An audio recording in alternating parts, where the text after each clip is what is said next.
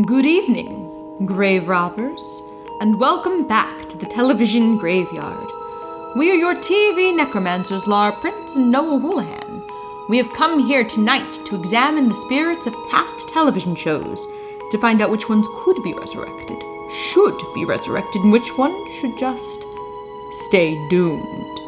This is a podcast in which we will analyze the history, the hype, and the aftermath of shows that ran only one season, including some that ran only one episode. With me as always is TV's Noah Houlihan. Welp, here I am. Ouch! Yeah. You really went with that one. Yes, I did. Welcome back to Firefly. Welcome back to episode 100, Firefly. I'm just going to warn you now that I have seen all of Firefly now, and there's a really good chance that I get emotional at the end of this episode. There's a real good chance that I get more emotional at the end of this episode than I did at the Jakara episode, and Jakara almost ruined my life. That's how emotionally invested I am in Firefly now. I'm trying to remember which episode I got the most emotional during, and I think it was Muppets. Yeah, that sounds about right. So this could be up there with Muppets. Yeah.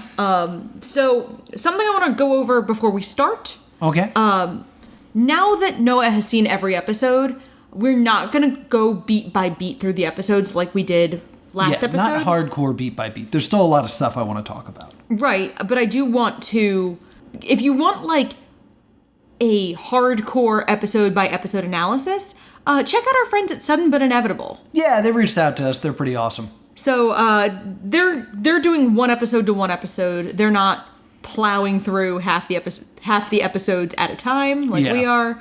There will be some slight Serenity spoilers, but not a lot. Just whatever Noah already knows going in. So I just wanted to kind of say you probably should watch Firefly before listening to this episode. Yeah, do not let this podcast be your experience with Firefly. No, Firefly's...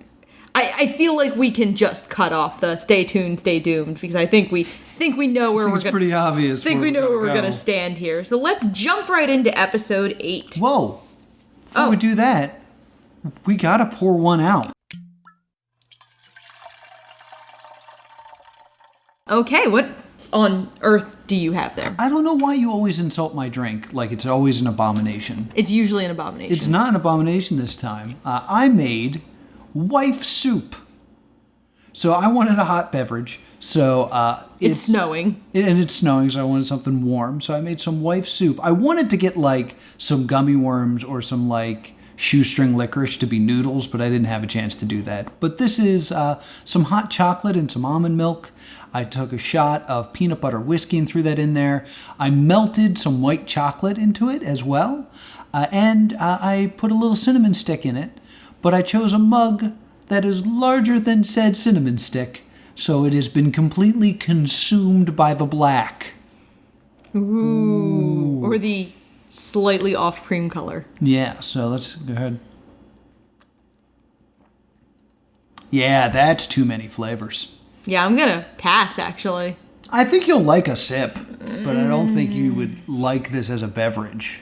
This is very heavy. Yeah, it's very thick.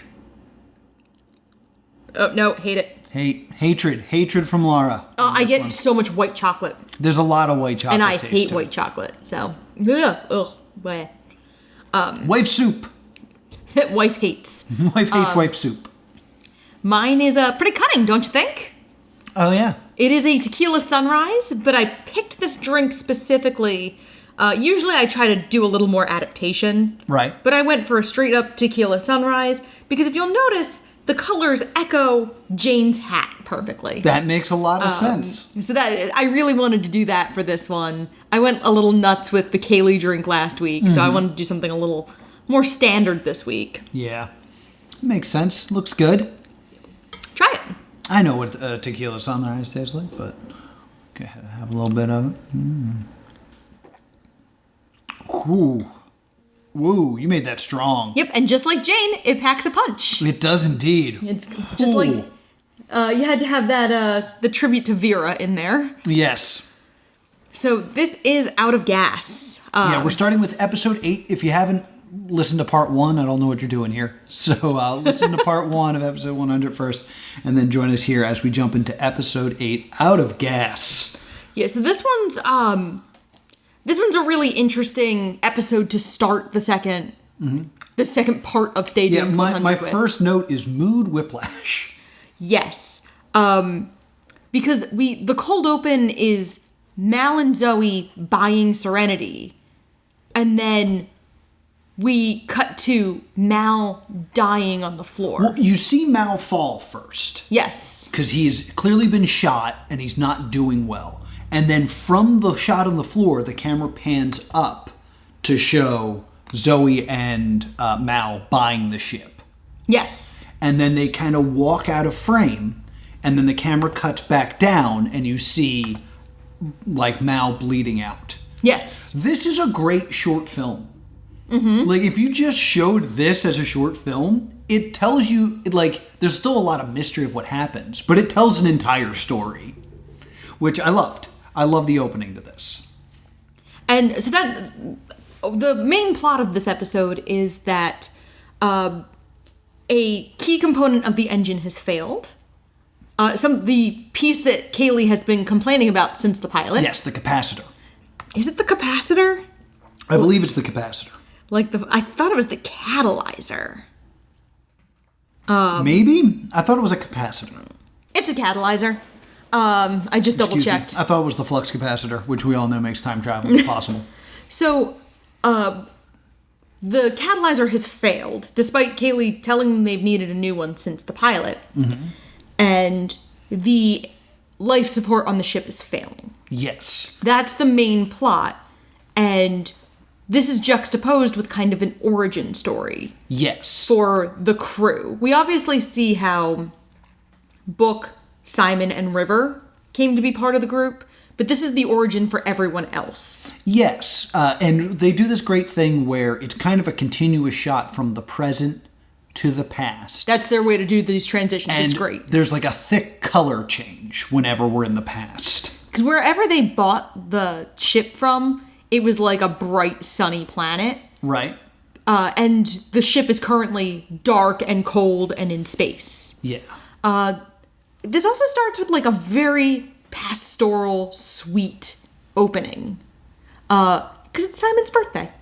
Yeah, it is Simon's birthday, and everyone's kind of like chilling and happy, and it's very interesting watching an episode of Firefly where the threat is maybe not internal's the word, but it's not human. It's just situational. Yeah, where the threat is not someone on the ship, it's not someone outside the ship. The threat is the ship. Yeah, very interesting. And there's some great character stuff here. Of River has a moment of lucidity where she kind of makes up a thing. She's like, in space, time is a construct. And then she looks at Sam and goes, I didn't get you anything. And it's just like a great, she tries to come up with this high-minded reason that she totally didn't know her brother's birthday. Yeah. But it's very, very cute. And then all hell breaks loose. And I really liked that part of it. Yeah. So I wanted to kind of show that the crew is all getting along at the beginning of this. Because we have, conflicts throughout the crew. And these moments, I think, where everyone is family and it's cute and sweet. And they realize when an explosion occurs that something has gone wrong. Zoe is immediately dispatched. Yes. Because Gina Torres was going on her honeymoon. Oh, that makes sense. So they wanted to kind of give Gina Torres as much time off this episode as possible. Okay. So that's why she's not in a lot of it. That makes a lot of sense. So a few things I want to say about how I love this episode. This episode is so good if you put it right up against the Shindig episode. Yes. Because I said during Shindig that it really shows how helpless the crew is without Mal. Yes. Because they're all sitting there talking about doing something, and they don't do anything. But then Mal shows up and everything's like, okay, because Mal is able to handle things on his own. This episode shows you how weak Mal is without his crew. This episode aired right before Shindig. Really? Yes. That's what I wanted to ask. I kind of dig that they did that then. Yeah. Because basically it shows there's a great scene where they're dealing with Zoe in the infirmary. Infirmary is the right word? Infirmary, yes. Yeah. And Wash is crying because it's his wife. And Mal has to throw Wash up against the wall and say, like, I need you to drive the ship. Yeah.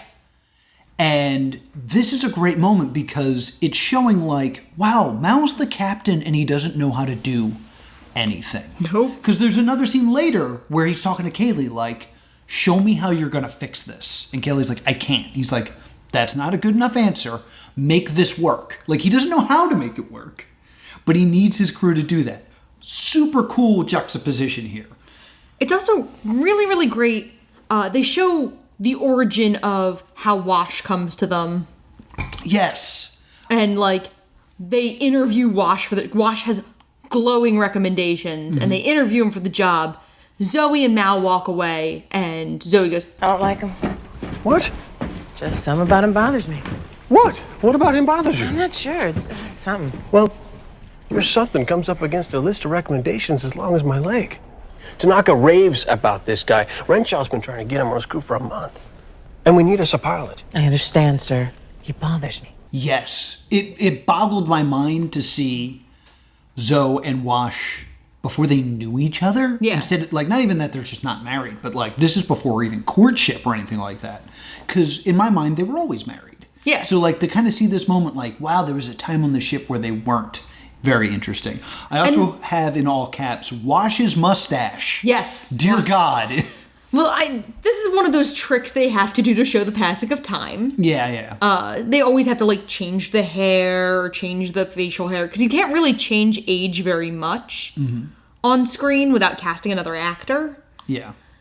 But I do love this because it does fit in with a line Zoe has in the first half of, Captain wanted me to find a pilot. I found a husband. Right. So we knew that he was hired first. Mm-hmm. I like the idea that he was hired first and Zoe was not thrilled about it.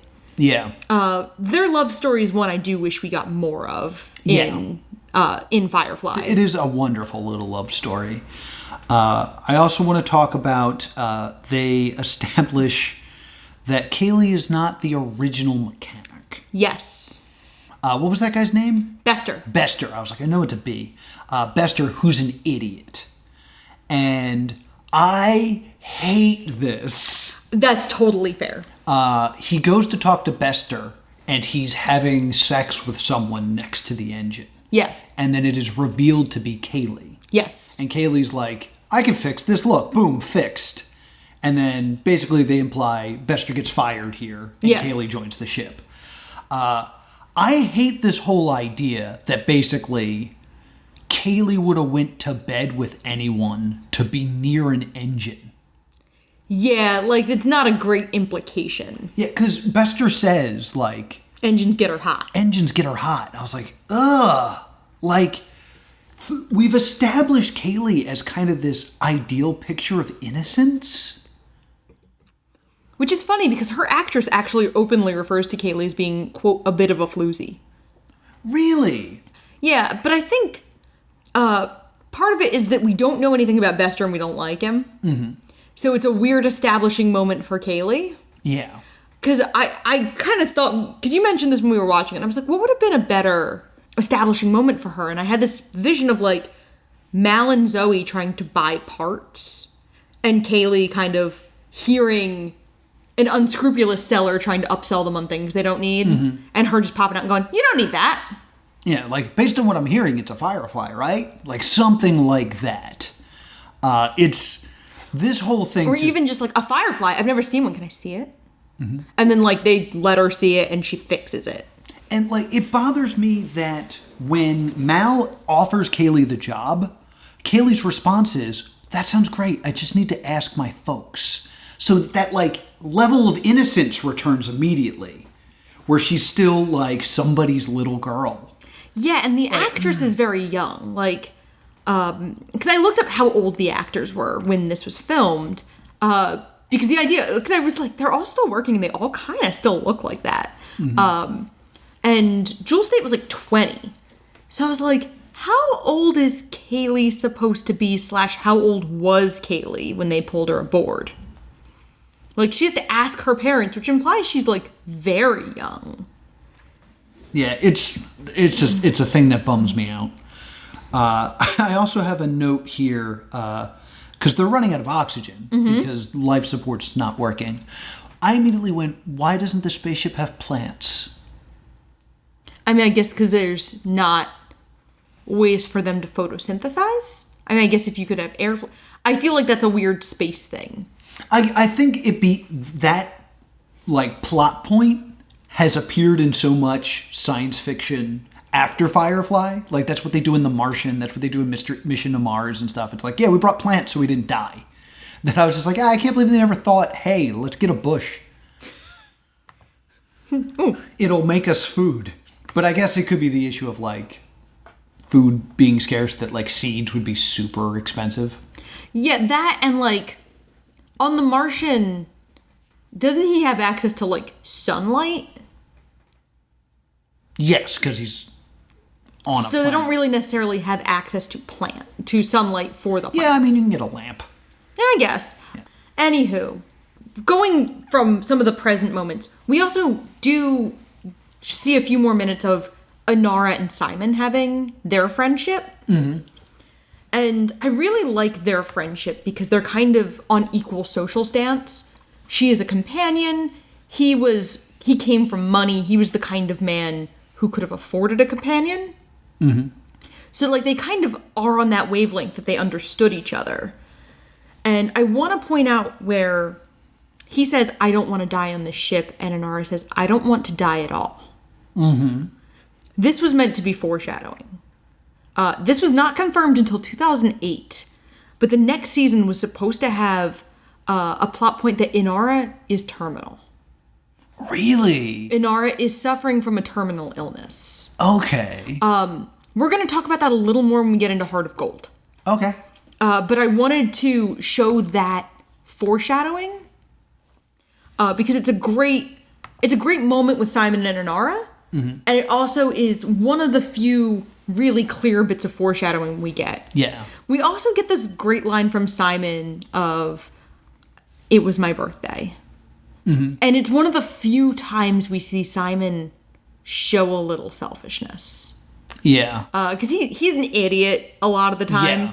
But he's never selfish. And this moment of, like, it was my birthday. My birthday. And, like, the idea that, like, it was the only time that it was about him. Also, River and Book. River and Book do have some good moments in here. Yes. Where Book is reading the Bible and River, like, she's like, you're afraid. Don't be afraid. You're afraid we're going to run out of air and that we'll die gasping. That's not going to happen. And he, like, kind of is just like, okay. And, like, he's comforted by it. And she goes, well, freeze first. Yeah. It's perfect. It's this perfect moment with Book and River. We've kind of set up so much of their relationship. Keep walking, preacher man. Like, their relationship is one I really like that I would have liked more exploration of in future seasons. Of, like, he's kind of like her grandfather in a way. Of, like, he's that figure to her.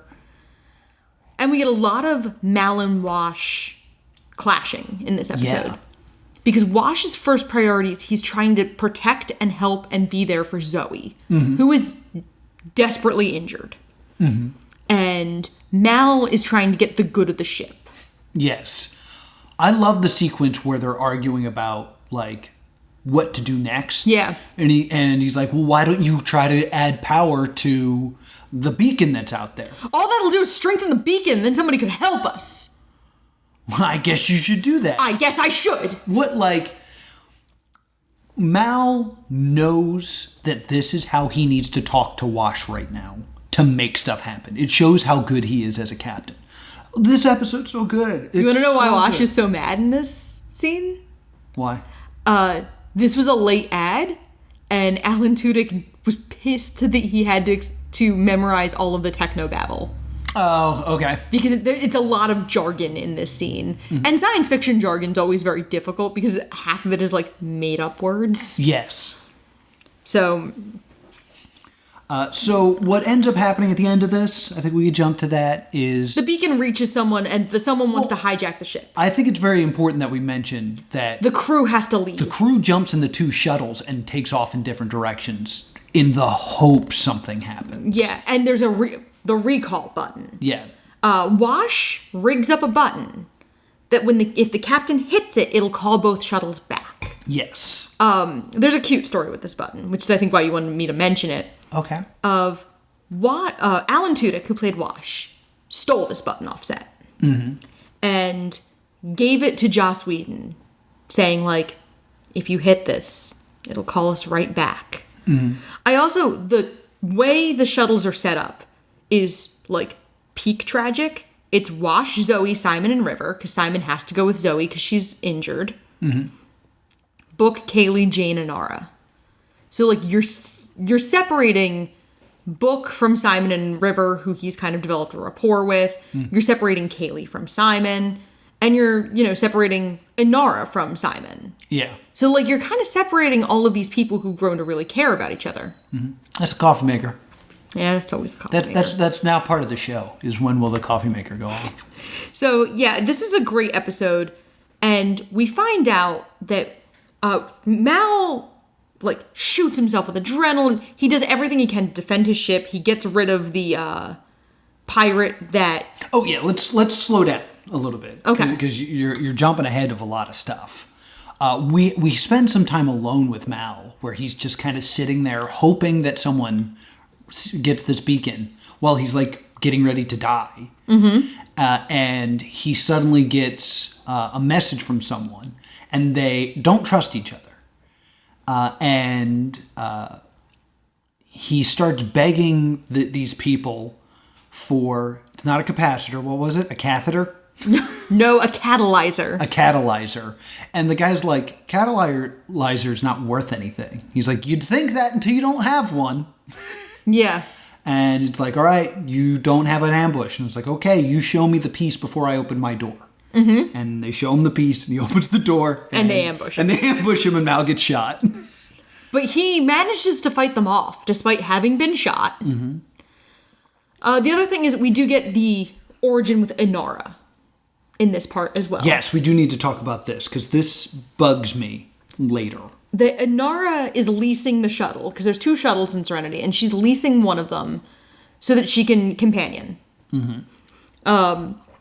And she and Mal kind of have their standard tiff, and he calls her a whore, like, while trying to sell her on the shuttle. Yes.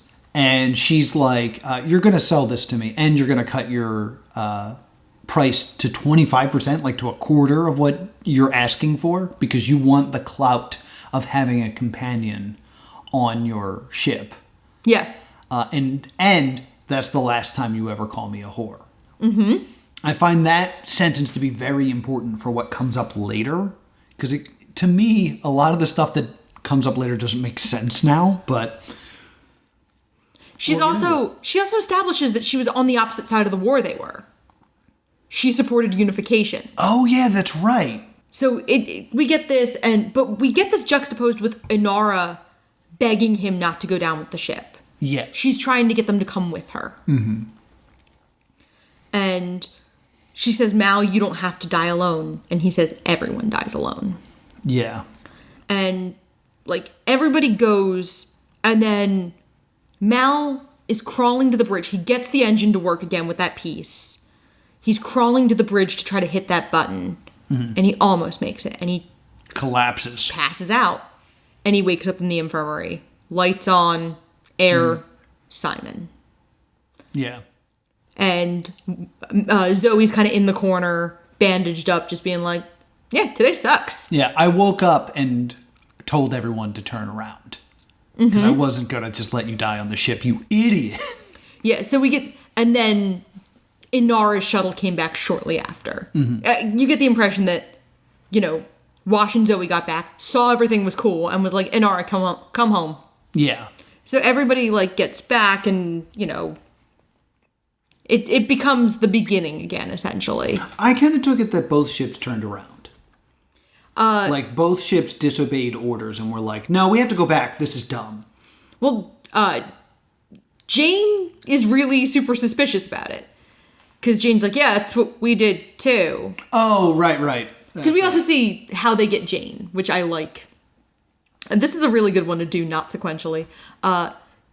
They just seduce Jane by giving him more than the other mercenary. Yeah, he shows up to rob them, and then Mal's like, why don't you jump on this side? I'll give you more of a share. And he just immediately shoots his friends. Yeah, they were or like... his co-workers. He was like, what are you getting? He goes, 7%. And Zoe's like, ooh. And Mal looks at Zoe and goes, I'm overpaying you. Yeah. And then the one I love is Jane goes, private bunk? And Mal's like, you don't have your own bunk? Like, they play it really well of like, you're not getting this? You're getting screwed, bud. Mm-hmm. And then he shoots the other people. It's very funny. Yes. So let's move into episode 9 now, I think. Yeah. Okay. Yep-do. So our next episode is Ariel. Yes. This is my least favorite episode. Really? It's not objectively lower quality. The lowest quality episode we'll get to in this half as well. This is just my least favorite. Yeah, I get upset a lot. This is the heist. Yes. I know we have a lot of heists, but this is the one that feels the heistiest. Yes. Can I ask you a question before we really jump into this? Sure.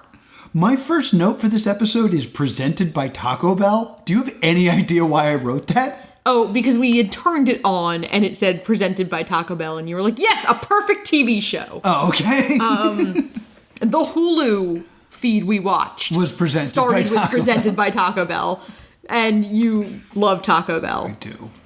This is Murder in Small Town X Part 2. Yes. I think these were the same year, actually. Oh, no, a year later, because Murder in Small Town X aired in 2001. This aired in 2002. So... Inara needs to get her physical exam. That's why they're going to a central planet. Yes. And Mal is like, nobody get off the boat. This is stupid. Yeah. I don't even want to be here. Mm-hmm. Now, obviously, we know now that Inara's physical exam is a little bit more than it lets on. Because we know about the terminal illness subplot. Oh, right. That's a good point. So... I kind of wanted to also kind of show that they're clearly beginning to build toward this subplot. Okay. But she says it's because she has to as a companion. Yes. But it's a 2-day physical exam. Yeah. Which I was like... That is suspicious. I'm glad you pointed that out. So she kind of says, like, this is something I have to do. But it's like, you're going to a central planet where we've established they have really good hospitals... So you're clearly setting up that she is going to a doctor for a very intensive doctor's appointment. Yeah. So just 2 things before we get into the big heist, I want to say, is Wash wants to get off the boat so he can feed pigeons. He wants to do something on a central planet. I have a note, I am Wash, because I love to like feed ducks and stuff. So I was like, oh, Wash is awesome.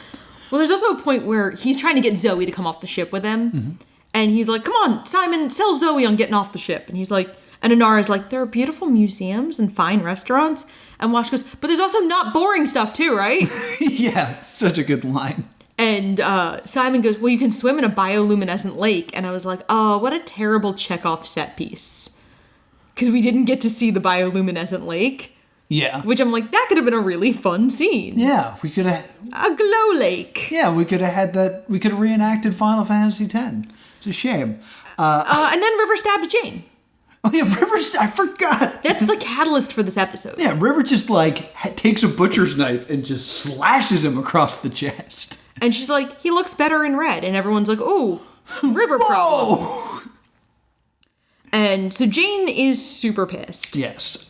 One more like small thing I want to bring up before we get into the heist. Okay. I found it so strange that they're playing horseshoes.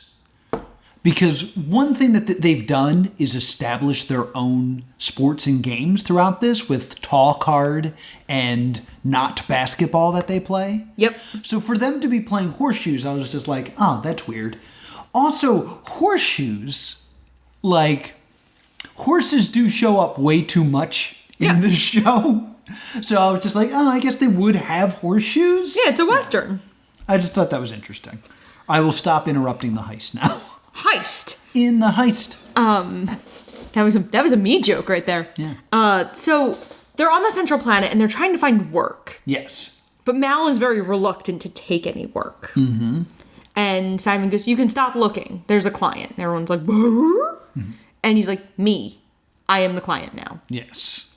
And he needs to get into a sophisticated, essentially what seems like a sophisticated MRI. Yes. To photomap River's brain to find out what happened to her under Alliance care. And he kind of barters, I'll tell you where the med vault is. Yeah, and you can sell it on the street and it's worth lots of money. Yeah, he kind of like shows what's in his med bag and how much his medicine that he just has on him is worth. And is like, it's a government-run facility, unlike in The Train Job. There is no moral issue to selling it. Like, this is stealing... It'll be restocked immediately. Yeah, this is stealing from the government. This isn't stealing from, like, poor people who need it. Take. And so they plan out this heist, and Simon knows what he's doing. Yes. Like, he has maps and diagrams and a PowerPoint, and it's really, really well planned. Yes. We have to talk about how awesome Kaylee is. And Wash. And Wash, because they go to, like, a scrapyard, and then they build, like, a flying ambulance? Yeah, they refit the burned out husk of an old EMT helicopter. Mm-hmm.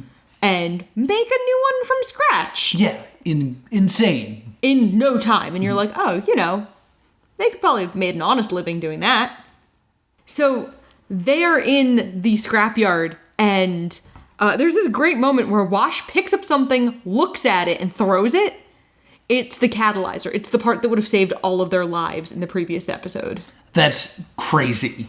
I noticed that it's Wash who picks it up and yeets it. Mm-hmm. Kaylee doesn't even see this happen. Yeah, I'm curious. Because I feel like if I was Kaylee, I'd be like, no, take that with us. So this is the episode on Hulu that follows Out of Gas. Would this have aired before Out of Gas? Let me check my old... No, okay. This aired a few after Out of Gas.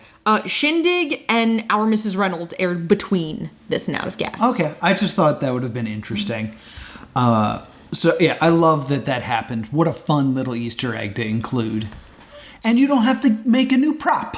Yeah, so... It's efficient. So for the actual heist part, Kaylee and Book are on the boat. Or Book's not even... They wrote Book out of this episode. Book's like at a monastery somewhere.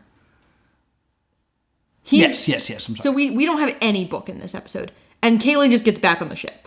Yes. We don't see Kaylee for most of the rest of the episode. Right.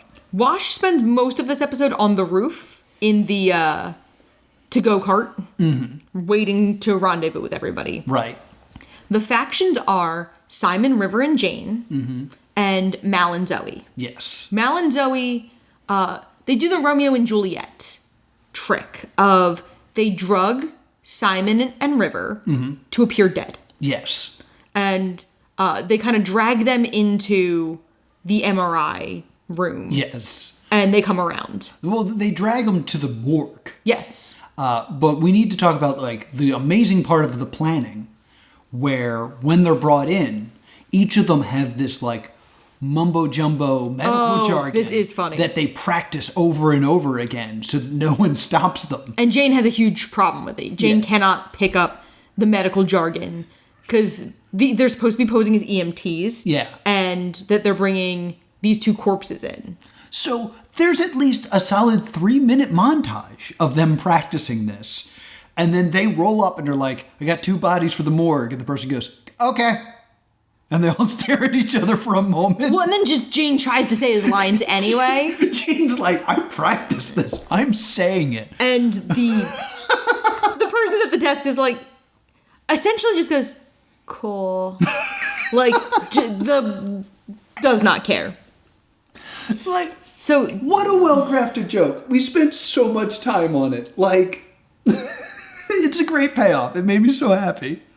So Jane brings them back in the morgue, and there's this great thing where they come around, and Simon is coughing and feels like garbage, and Jane kind of like gives him shit for it, and he's like, your sister handled this fine. Yeah. And then the next thing we hear is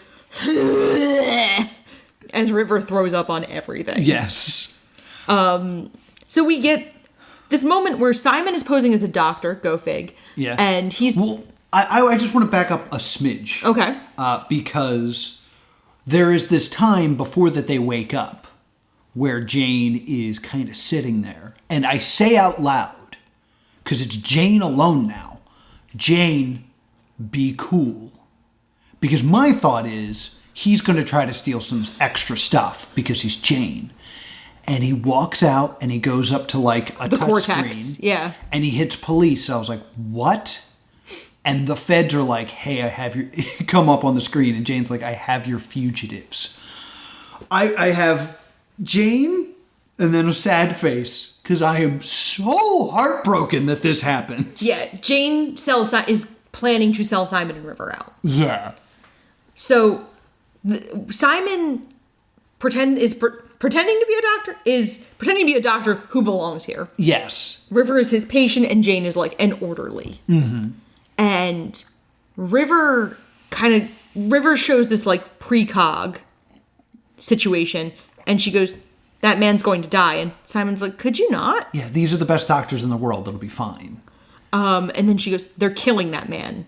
And then the man crashes. Mm-hmm. Simon successfully gets the man back, stabilizes him, and then full-on Dr. Cox reams out a resident. Yeah, because he mixed medications that caused this problem. Yes. This is amazing in so many ways, because you brought this up, that this shows how brilliant Simon is and how he could have just been an amazing doctor and had this great life. Yeah.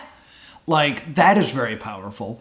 I personally believe, had this gotten another season, later on, we would run into a character that was like, yeah, I was dying in the hospital and some doctor that no one knew came out of nowhere and saved my life.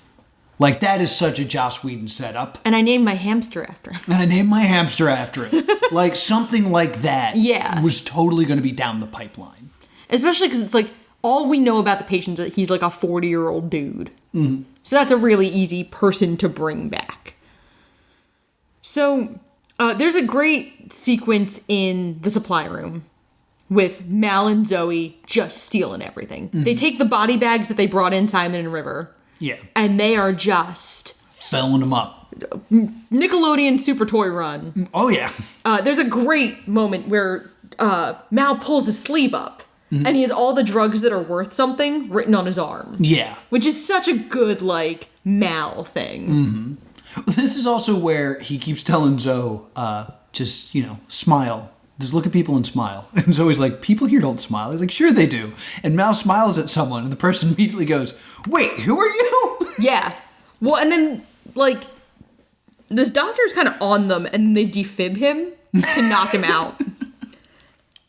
And Simon kind of goes on about what they've done to River. Yes. And the shorthand version is that they've removed her ability to filter emotions. Yes. She feels everything. Mm-hmm. And he's very upset. And Jane is like, okay, well, we gotta go now. And Simon's like, I could use more time. And Jane's like, change of plans. Yeah, the plan's different now. And River starts to freak out. Mm-hmm. Because River senses that they're in trouble. Right. And all three of them get arrested. And we find out the Alliance officer is selling Jane out too. Yeah, because why pay him when you could just arrest him for harboring fugitives? That's a cheaper way to do it. It's not a cheaper way. The reward still gets paid out. It just gets paid out to him instead. Yeah. Because he's saying, you mean my reward money. Mm-hmm. And Mal and Zoe are like, there's a lot of problems now. And Kaylee, the one time we see Kaylee for the rest of the episode, she reports to Zoe, she's like, I'm picking up chatter. They have them. The feds have the Tams and Jane. Mm-hmm. And Jane and Simon have like this great fight scene where they are handcuffed. Yes. Where Jane kills a dude. Yeah, Jane just straight up kills a dude. Now, while all this is happening, we have these scientists wearing these blue gloves. 2 by 2, hands of blue. That are like on their way to pick them up. And they're creepy. And they have this weird thing that makes your face explode. Yeah, they have like what looks like the neuralizer from Men in Black, but it essentially makes your organs explode. Yeah, it just makes you bleed out your eyes and stuff. Yeah, it bleed it's out of horrible. You bleed out of everything. Yeah, because you see them bleeding out of their fingernails too. And they do this to 2 feds who say they spoke to Simon and River. Yeah, they don't know anything about them. Just that they spoke to him. So, like, it made me immediately be like, are they wearing something in their ears that stops this thing from working? Like, there's something special or different. There's something off about them. They remind me a little bit of the gentleman from Hush. Yes. Yeah, I got that vibe, too. They're off-putting. There's definitely an uncanny valley. They don't look quite human. Yeah. But you can't really place why.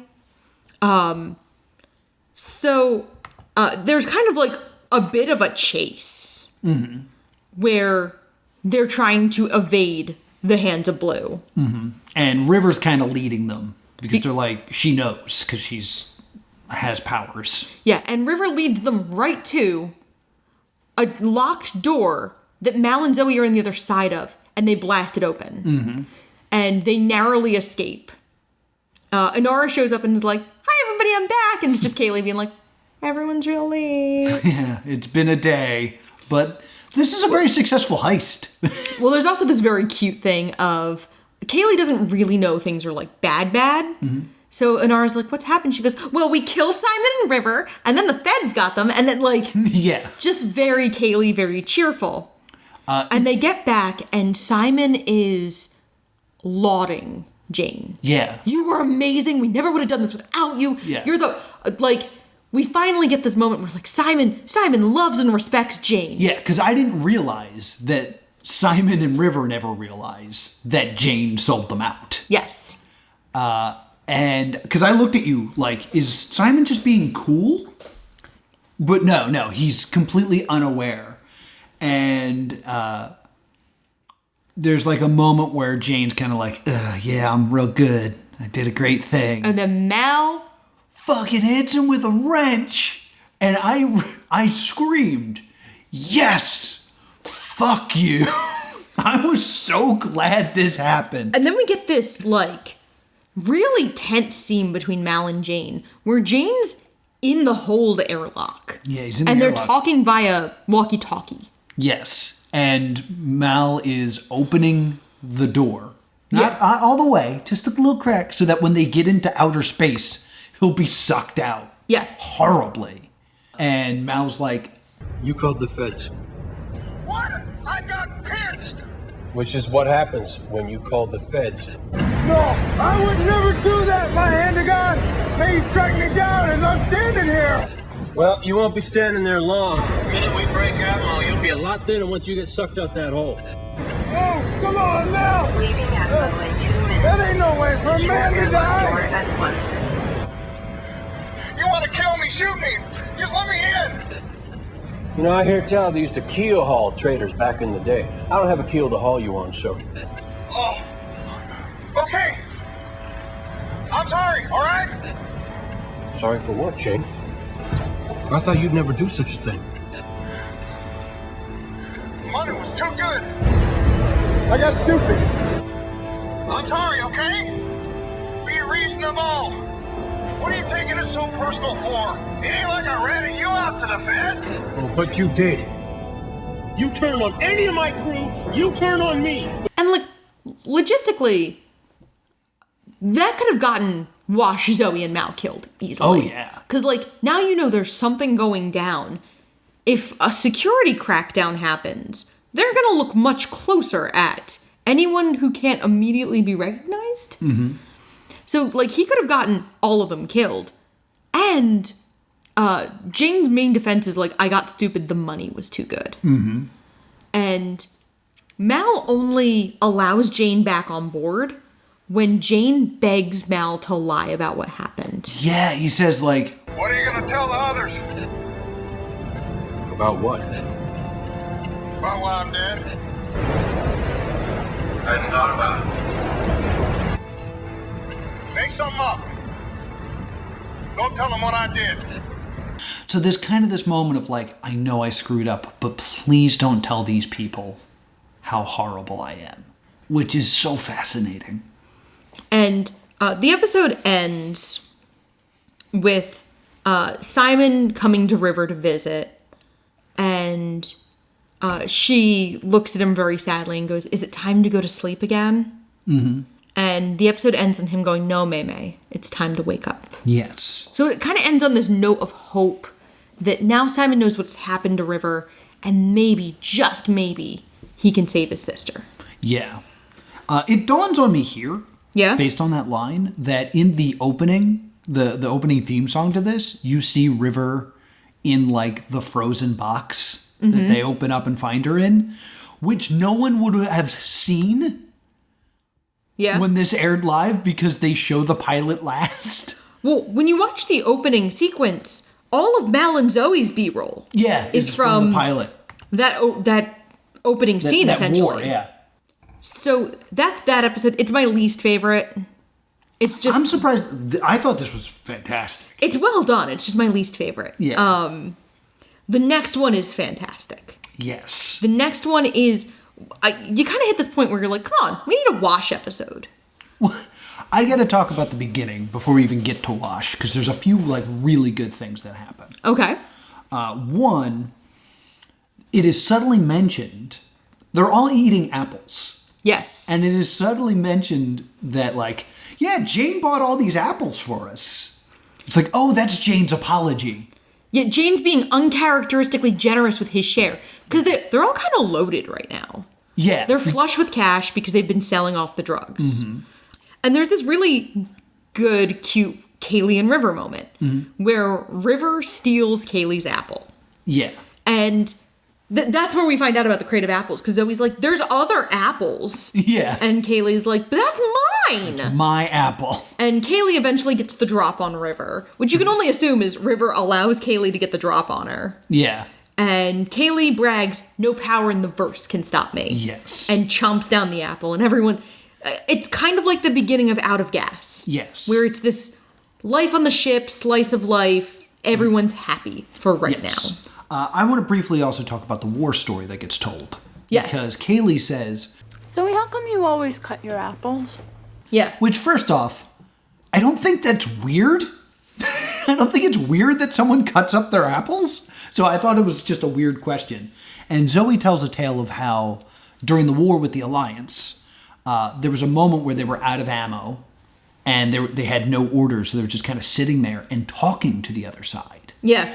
We mentioned that we were out of rations, and 10 minutes later, a bunch of apples rained into the trench. And they grew into a big tree, and they all climbed up the tree into a magical land with unicorns and a harp. Blew off their heads, huh? I don't understand the end of this story. They embedded grenades in the apples. That's what I thought they were saying. So a couple of people bit into apples and died. And exploded. So now Mal and Zoe kind of have this Pavlovian, like, I cut my apples because I never know. Yes. It's like how you check your toilet for a bomb after watching Lethal Weapon 2. Yeah, or like you check behind your shower curtain after you watch a horror movie. Gotcha. Only, like, in this situation, there was a guy behind your shower curtain one time, and now you check all the time. Because, like, my thought when I first heard it was, oh, they got out of their hole to grab the apple and they shot them. And I was like, but that doesn't answer why they cut open their stuff. Was it apples disguised as grenades? Or grenades disguised as apples? So they went full Cave Johnson. Yes. And they turned fruit into explosives. Yes. It's like the razor blade and the apple urban legend. Yeah, but it's real a grenade. Bad. And the things that we establish here is that Inara is having a very important client, and the client is coming on the ship. Yes. And so she wants everybody to GTFO. The other thing that we establish here is that Wash is getting a little grated by the captain and Zoe. Mm-hmm. And the captain and Zoe are old, close friends, and Wash is starting to get really, like, heated about how close they are and how Wash sometimes feels like an outsider in his own marriage. Yes. He says this marriage needs one less husband. Yes. And Wash has an idea to cut out some middlemen that were helping them broker some sales. And Zoe first claims she told the captain kiboshed the idea. Wash complains, and then Zoe has to admit that she also didn't think it was a good idea. Yeah. And so Wash is, like, furious that, like, Zoe has lied to him to side with Mal. Yeah. And Book is back on the ship. Yes. And he's kind of yelling at Kaylee and Jane because Kaylee and Jane are, like, hiding in the cargo hold to catch a glimpse of Inara's client. And I also like these little moments of, like, Kaylee and Jane bonding. Because the only person Jane genuinely seems to care about is Kaylee. Right. So these moments when they do something stupid together. And we find out that the client is a woman. Yeah. And then Jane says the famous line. I'll be in my bunk. That's just a very famous line from Firefly. Yeah. Zoe and Mal are planning to take the other shuttle to go deal with this business deal. Wash insists he go instead. Yes. And finally, like, Zoe's like, you know what? Go. Fine. Yeah. Let's just get this done. The sooner you do this, the sooner we can leave.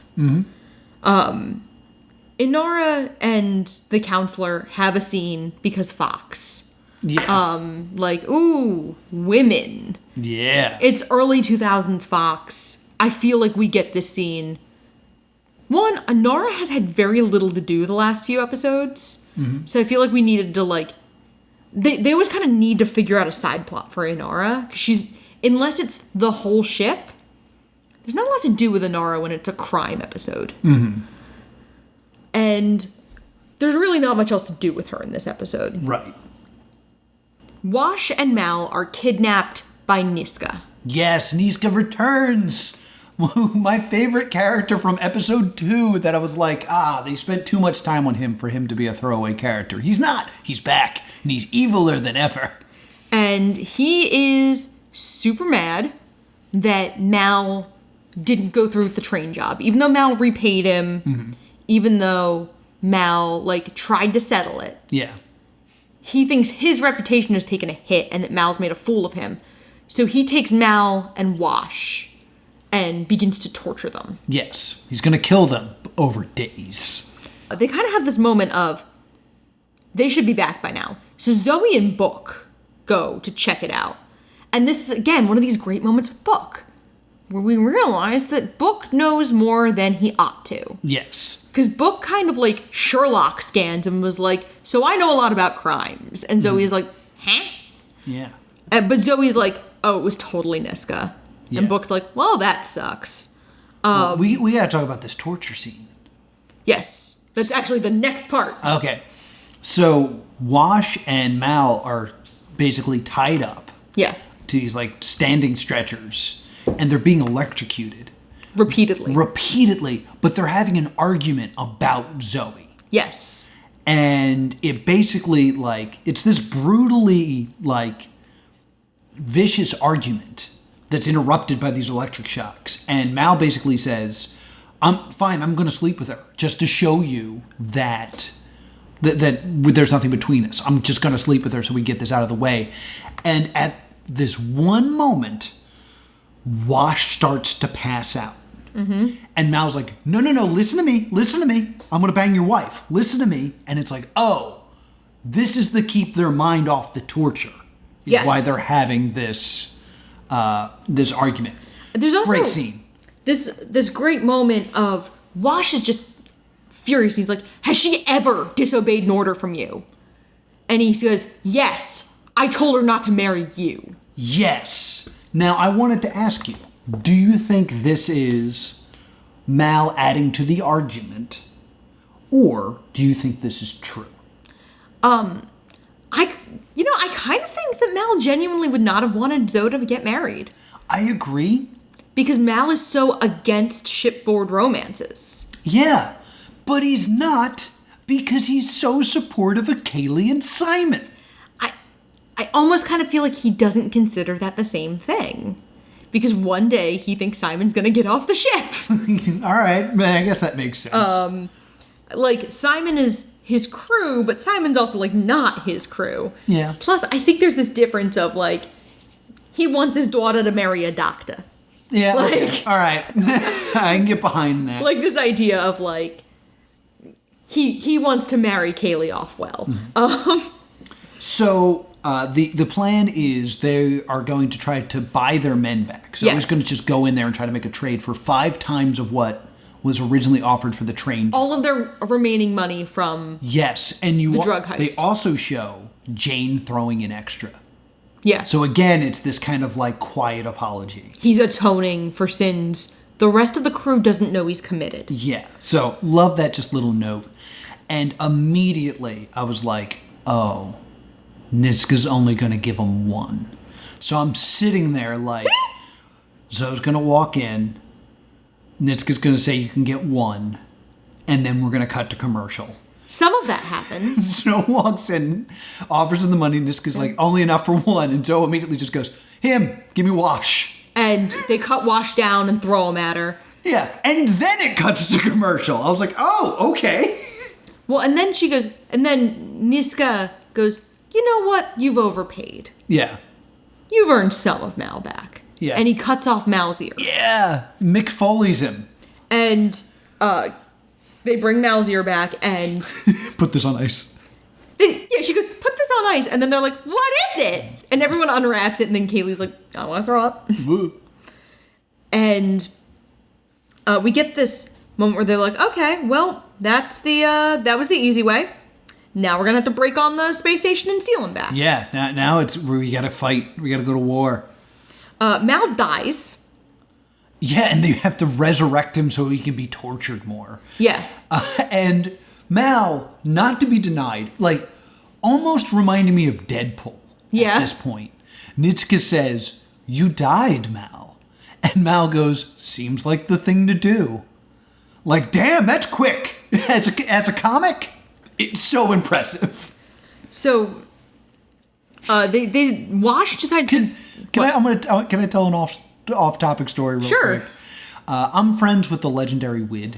Okay. Which is an amazing prop comic. And, like, it's a lot of puns and stuff like this.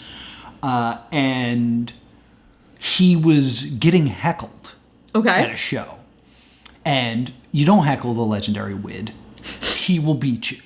Oh, no. So, legendary Wid just rips this dude apart.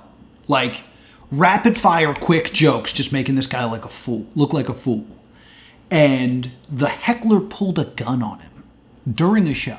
Okay. So, stand-up comedy show, comics making fun of a heckler. Heckler draws his gun. And the legendary Wid just looks at him and goes, oh, am I shooting my mouth off too much? Did you not like the caliber of my jokes? Oh my God. Like, incredible. And that's what Mal reminded me of right there, where it's just like, you are in the face of death. How are you doing this? That's amazing. So, shout outs to the legendary Wid. So they're essentially planning a person heist. Yes. And Book, like, is locking and loading with everybody. Including, and it's everybody. It's Zoe and Jane, who can be trusted in this kind of mission. Wash, who feels like he's obligated to go. Kaylee and Simon, who have not established themselves as fighters. No. And Book. And one of my I realized both of my favorite Book moments are in this episode. Zoe goes, Preacher, don't the Bible have some pretty specific things to say about killing? Quite specific. It is, however, somewhat fuzzier on the subject of kneecaps. Great line. And it's just like, and everybody just kind of looks at him like, all right. So Jane, Wash, and Zoe go to get Mal. Simon, Kaylee, and Book are protecting the ship. Yes. So that when they bring Mal back, they can get Mal on the ship. And Niska's men are coming after them. Book is pretty handy with a gun. Simon, less so. And Kaylee freezes. Yeah, she like hides in the hole. And then Book yells, I need cover. And Book and Simon take off. Yeah. Kaylee freezes and 3 men come at her. And then River comes out of her room. And Kaylee's scared, and River takes her gun and says, I've got to keep my eyes closed. I've got to keep my eyes closed. River closes her eyes and fires off 3 shots. Kills all 3 men. And then looks at Kaylee and goes, no power in the verse can stop me. What's amazing about this is that, of course, is a callback to earlier in the episode. But, like, I wouldn't blame a viewer for not catching that. To the point that I don't even think Kaylee catches it. No. Kaylee doesn't realize that River is repeating her. Yeah, because River is like, yay, I did it. Super cool. Like, oh, there's so much good in this episode. I love it. Niska runs out when he hears all the klaxons. And it's just Mal and Niska's henchman who's really, like, doing the torturing. And they're fighting, and Jane, Wash, and Zoe approach, and Jane's gonna blow the torturer away. And Zoe goes, no, this is something the captain has to do on his own. And the captain goes, nuh-uh! No! Oh, okay. And all 3 of them haul off and shoot the guy. Yeah. It's that very action comedy, fun. Yeah. They leave Niska alive, so you know he would have been back in a later season. Oh, yeah, definitely. So good. And they get back, and, like, they reattach Mal's ear, and we find out, like, Inara's client helped. Yes. But we don't really know why. And then we get my other favorite book moment. Simon looks really upset, and Mal goes like, How you faring with that, Doctor? I don't know. I never shot anyone before. I was there, son. I'm fair sure you haven't shot anyone yet. It's super funny. Yeah, great line. And Zoe makes wife soup. Yes. Which is like this nice, like, gender bent, like, Zoe doesn't usually do the wife thing. Yes. And as established by the Saffron episode. And Wash is like, oh, that's really sweet. Let's bone. Yeah. And then they run off, and then Jane and Mal fight over the soup. Well, Jane wins. Don't forget that there's also a moment where Mal comes in and it's like, Did you tell her? Tell her what? Your husband has demanded that we sleep together. Really? What? Mal, come on. He seems to think it would get all this burning sexual tension out in the open. You know, make a fair fight for your womanly affections. No. That was the torture talking. Remember the torture? I know it's a difficult mission, but you and I have to get it on. I understand. We have no choice. Take me, sir. Take me hard. Well, something about that is just downright unsettling.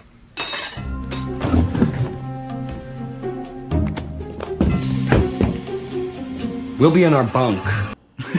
And Jane's like, this is bad. Jane's just upset. And then Wash says, we'll be in our bunk. yes. Drags Zoe off, and then Jane and Mal start squabbling over the soup. Yes. Which is a cute, like... Again, I like these nice little moments of what life on the ship looks like. And it's a good episode. I love this episode so much I took 0 notes during it because I was so invested in it. Yeah, I didn't take a ton of notes. I took, you knew I'll be in my bunk, and the Bible is somewhat fuzzier about kneecaps. Yes. And my only other note is, I love Book. Book, I think when I was a teenager, I didn't appreciate Book enough. Yeah. But, like, now that I'm older, I'm like, oh, Book's a great Book is character. the best. And so we saw Niska again. And in this next episode, we see Saffron. You see Saffron again. How wonderful. This also opens the 3 lost episodes. Yes. Explain that a little bit. So we know Fox aired them insanely out of order. Right. And so now we have the episodes that didn't actually make it to air. 11, 12, and 13, which were not aired until the next summer. Yes, on Sci-Fi. On Sci-Fi UK, even. Oh my god. Like, it took a while for these to come out, but they were released in proper order on the DVD. I can't imagine, like, in 2002, being, like, a super fan of Firefly, And hearing these rumors of like, yeah, there are 3 more episodes of Firefly we haven't seen. Saffron's in one. I'd be like, bullshit. There's no way. And like, so I'd love to hear from someone who watched this live what that time felt like as a Firefly fan, being like, what do you mean there's 3 more episodes? So this one opens with the like, you're probably wondering how I got here. Yes. It opens with Mal butt-ass naked, sitting in the desert. Yes. And Nathan Fillion was like, so I want you guys all to know something. When a woman has to shoot a nude scene, it's a closed set. Mm-hmm. There's as few people on set as possible, no visitors. When I shot a nude scene, it was a free-for-all. Yeah. And outside. Like, it was also like a location. Yeah. And we're going to get a little more into what happened with Mal's nudity at the end of the episode. Okay. Because this is the bookends. Because then we get the title card that says 72 hours earlier. Yes. I want to just point out real quick that starting around this time, I might have missed it earlier, we stopped getting the Mal book voiceover of what the show is, and we get actual, like, previously on Fireflies here. Yes. And I also, we got to talk about... I wonder if it's because when these aired, they were airing so much later that they needed to remind people. Well, and that they needed to remind people what elements were going to be important in each episode. Yeah, this is a problem I've always had with Buffy. Mm-hmm. Is there are episodes of Buffy where they're like, previously on Buffy the Vampire Slayer, and they'd show stuff that happened in the last previous weeks, and then they'd show something from like 2 seasons ago, and it's like, oh, I guess this guy's gonna show up. Like, the previously on almost worked as spoilers for the episode. Kind of, yes. Like, oh, this bad guy from season 2 is going to come back. The guy that sold the candy bars is coming back in this episode. Yeah, we see that in an episode coming up where it's all... I looked at you and went, oh, all of this is the shipping stuff. Yeah. It's like one of those fan videos. So in this episode, we kind of see one of Mal's old friends, old Monty. Yes. And Monty has taken a bride because he's shaved off his beloved beard. Mm. And he's showing off his lovely new bride, Bridget. Yes. Who is Saffron. And immediately, Saffron and Mal pull guns. And they start sniping at each other. Mm-hmm. And then Bridget calls Mal by his full name. And Monty's like, I never told you his name. Yeah. And then he abandoned Saffron. He leaves and shouts, I shaved my beard for you, whore. No. I shaved my beard for you, devil woman. Oh, devil woman. He doesn't call her a whore. And I wanted to be pedantic about that. That's fine. Because usage of the word whore will come up in the next episode. Well, usage 2 episodes from now. I have a note here about this. Yeah. Because basically, Saffron starts saying, like, I have this $1 million job. Mm-hmm. And Mal just keeps saying, wander off into the desert before I shoot you. Yes. They get back on the ship, and Mal gets back on the ship. Mm-hmm. And there's a scene between Mal and Inara. Yeah. Where Mal takes offense that Inara calls Mal a petty thief. Yes. And like throughout the rest of the episode, he's like, petty, huh? Petty. Huh? You're gonna call me petty? I was like, Mal, you call her a whore constantly. Also, by getting that fixated on you being called a petty thief, guess what you're being? Petty. Petty, yeah, like, this kind of pissed me off. Yeah, Mal is kind of a douche in this episode, but... Then he opens one of the crates to reveal that he has snuck Saffron onto the ship. He has not stuck... No. He did not sneak Saffron aboard. Saffron snuck Saffron aboard. Was that your impression? Oh, yeah. My impression was, because he opens it and has the gun drawn, and he's just like, tell me your plan. Like, it came off like Mal knew she was in there. I didn't think he did. All right. Because there's no surprise in Mal. He's not like, Saffron, what are you doing here? It's just like, okay, now tell me your plan. And Inara is annoyed at Mal because they have not been near a planet where she could pick up a client in days. And she's like, I haven't been able to work. Like, if you want me to still be able to afford the lease on this shuttle, I need to take clients. Yeah. And she accuses him of not wanting her to be a companion. So Saffron is explaining her plan to the crew, and everyone's just kind of like, eh.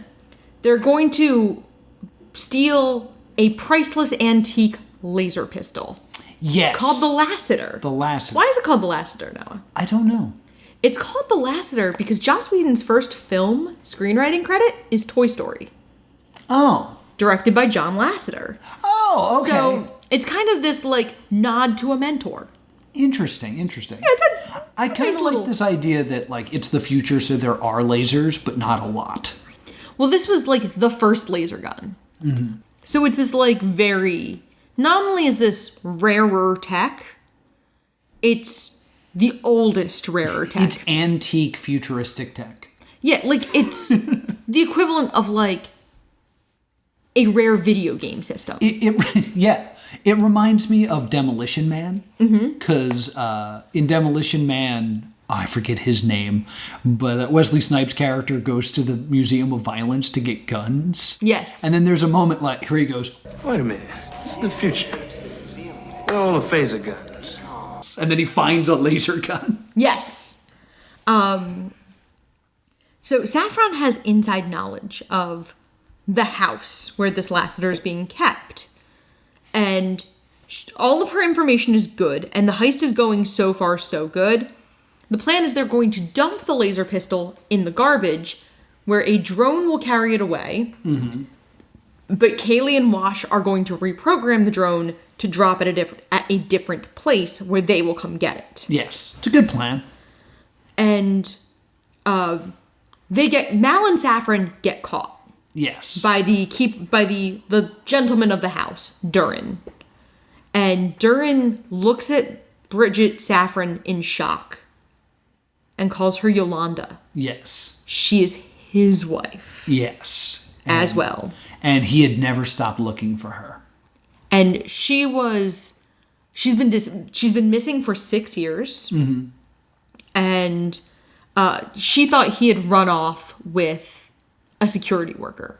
Yes. Who was young and handsome. And Durin does not blame Mal and offers to reward him for bringing back his bride. Yeah.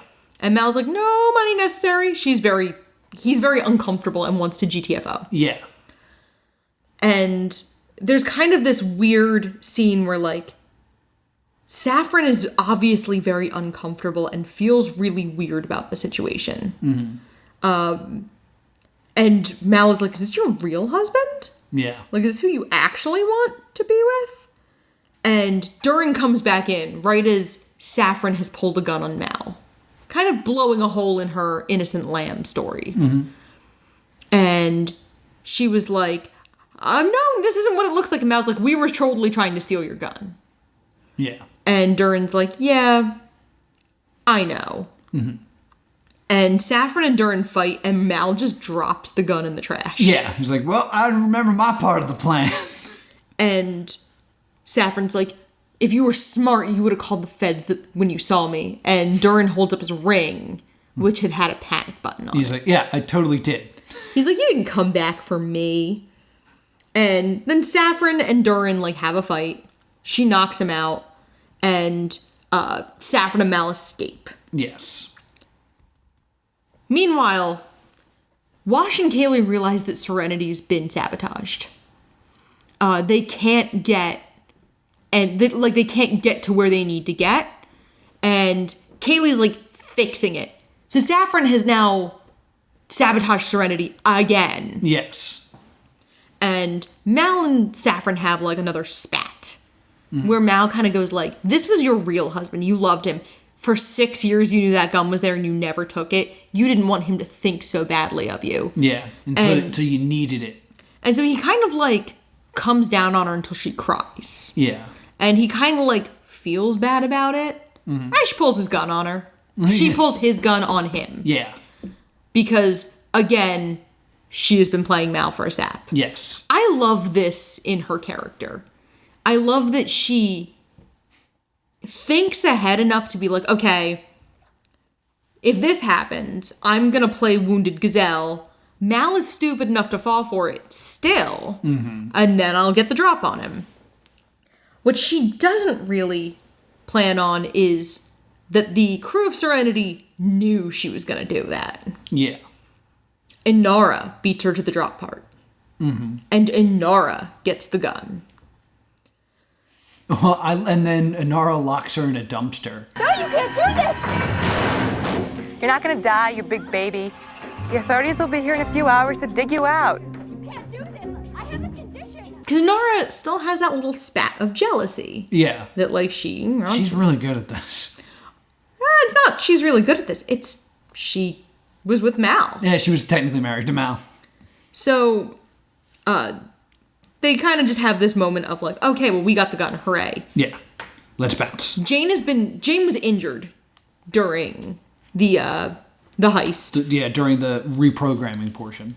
And he wakes up to find himself paralyzed.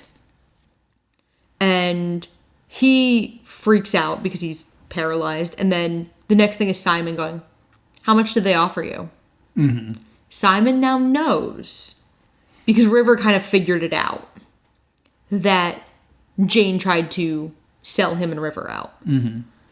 And Jane kind of like calls for help, and the only person who answers is River. Yeah. And Simon goes like, look, you're gonna need a doctor again. We could do this forever, but instead, let's just try to get along and trust each other. I am a doctor. If you are under my care, you are safe. Mm-hmm. You are part of this crew, and so am I. And he pieces out. And then River goes, I can kill you with my brain. And then leaves. And Jane is just like, I hate this. I also assume that this is foreshadowing a future episode where the plot would be like, oh, Simon's a doctor. He can kill him. Like, we'll trick him into letting Simon do surgery on him, and then Simon will just kill him. Yeah, I think that dilemma is coming up. Yeah, of having Simon go in the face of his own ethics. Yes. So we then get to the beginning of the episode again, and Mal is butt-ass naked in the desert when they pick him up, and everyone's just kind of awkward because Mal is still naked, except for Kaylee, who's just kind of like, hi, Captain. Yeah. How are you doing? Doesn't look down, nothing. Mm-hmm. Wash does. There's kind of a fun thing here where there was an interview where Nathan Fillion put a picture of Joss Whedon on his modesty sock. Nice. So Wash looks down and kind of giggles, and that's what that is. He sees like the face of Joss Whedon. That's wonderful. So this is like a very fun little like moment. Yes. So that brings us to episode 12. Yeah, we're motoring through this here. The next episode is The Message. This is another one where we kind of get these, another one of Mal's old war friends. Yes, well... But we start off on like a carnival bazaar planet. Yes, because I love the world building here.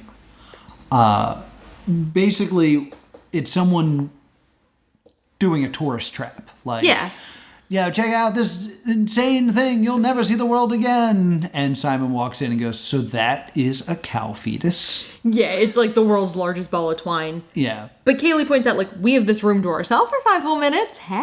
Mm-hmm. And Simon says something stupid. Yeah, Simon's like, first, like, it's flirty, and you kind of think they're finally going to, like, close the deal. Mm-hmm. And then Simon's like, yeah, you're the only woman on the ship who's not professional, married, or related to me, so you're literally the only girl in the world. He says only girl in the world, not only girl in the verse. Huh, good catch. Which I noticed. And then Kaylee kind of just is like, really? I kind of want to say that that's intentional, because Simon is not a traveler of the galaxy. Yeah. So maybe he would say world instead of verse. And she kind of snaps of like, yeah, when you were a doctor, you had like nurses and debutantes throwing themselves at you. And here at the bottom of the barrel, there's me. Mm-hmm. And like, it's Kaylee's insecurity coming into play again, because Kaylee kind of still sees herself as, you know, the girl who'd have sex with somebody to be near an engine. Yeah. Like, Kaylee's self-worth kind of comes into play a lot with Simon. Kaylee might think Inara is a better match for Simon, you know? Like, that idea of she's a scrappy little nobody and he is, like, rich and classy. Mm-hmm. She storms off. There's this great moment with Wash and Zoe. And Simon goes, I'm not very good at talking to girls. And Zoe goes, is there someone you're good at talking to? And then Wash pretends that the cow fetus is an alien. Yeah. So the last moment of the cold open is, we must get along. Our people are peaceful. Yes. And that's the moment where I was like, Noah is Wash. Well, I want to talk about that specifically because one of the things, like, the barker outside of this thing says, this is proof that aliens walk among us. And I was like, wait a minute. This is an outer space show with no aliens in it. Everyone here is human, as explained by Mal in that, like, opening thing. Like, we used up the Earth, so we terraformed other planets. Yeah. So everyone here is human and Earthling. Yeah. So, like, that was just a little thing. I was like, yeah, obviously. I mean, they had to do something to trim the budget down. Yeah. Aliens, like... They expensive. Aliens are very expensive. In the show Animorphs, actually, there's a whole thing about the design of the aliens in Animorphs is very expensive. Yes. But the author knew the books would eventually be optioned for TV and offered to make them less expensive. And she was like, do you want these to be more humanoid for TV? Yeah, because they're like centaurs, right? The Andalites are centaurs, yeah. Yeah. The Taxons are giant centipede-looking things, and the Hork-Bajir are scary knife monsters. Surprise Animorph facts. Really? Are we that surprised that I can also pronounce Hork-Bajir? I think anyone listening to this Firefly podcast is surprised that they're learning stuff about Animorphs. Listener, if you're surprised that this podcast about a 2002 short-running science fiction show has facts about a short-running 1998 science fiction show, I don't know what to tell you. All right, we'll put up a poll. We'll put up a poll later that was like, were you surprised that there was Animorph facts at the end of this? And we'll see what people say. So, this was obviously, like, something had to be done to make this slightly less expensive. So they're going to pick up their mail. Yeah. Because the postmaster, like, waved, which is their version of call, called Mal and was like, yo, we got your mail. Yeah. And Jane gets a package. And there's a lot of really interesting things here in this package for Jane. Mm-hmm. It's from his mother. It's a very nice hand-knit hat. Yes. And it thanks him for the credits he's been sending. Mm-hmm. So, like, Jane has been sending money home to mommy this whole time. Mm-hmm. So we kind of get another aspect of Jane, of, like, he's the big scary mercenary who has a sick little sibling and is sending money to mom. Yeah. And so, like, I like that moment where we find out that, like, Jane's not a total jerk. They all kind of roast Jane about his hat. Yeah. Except for Kaylee. Kaylee thinks it's adorable. Mm-hmm. She's like, I think that's the sweetest hat in the world. Yeah. Or I think that's the sweetest hat ever. And he's super pleased with his hat, puts it right on, like, his mommy made him a hat. Mm-hmm. And meanwhile, Mal and Zoe get a corpse in the mail. Yeah. And the last moment before we cut to commercial is Jane going, what'd you order dead body for?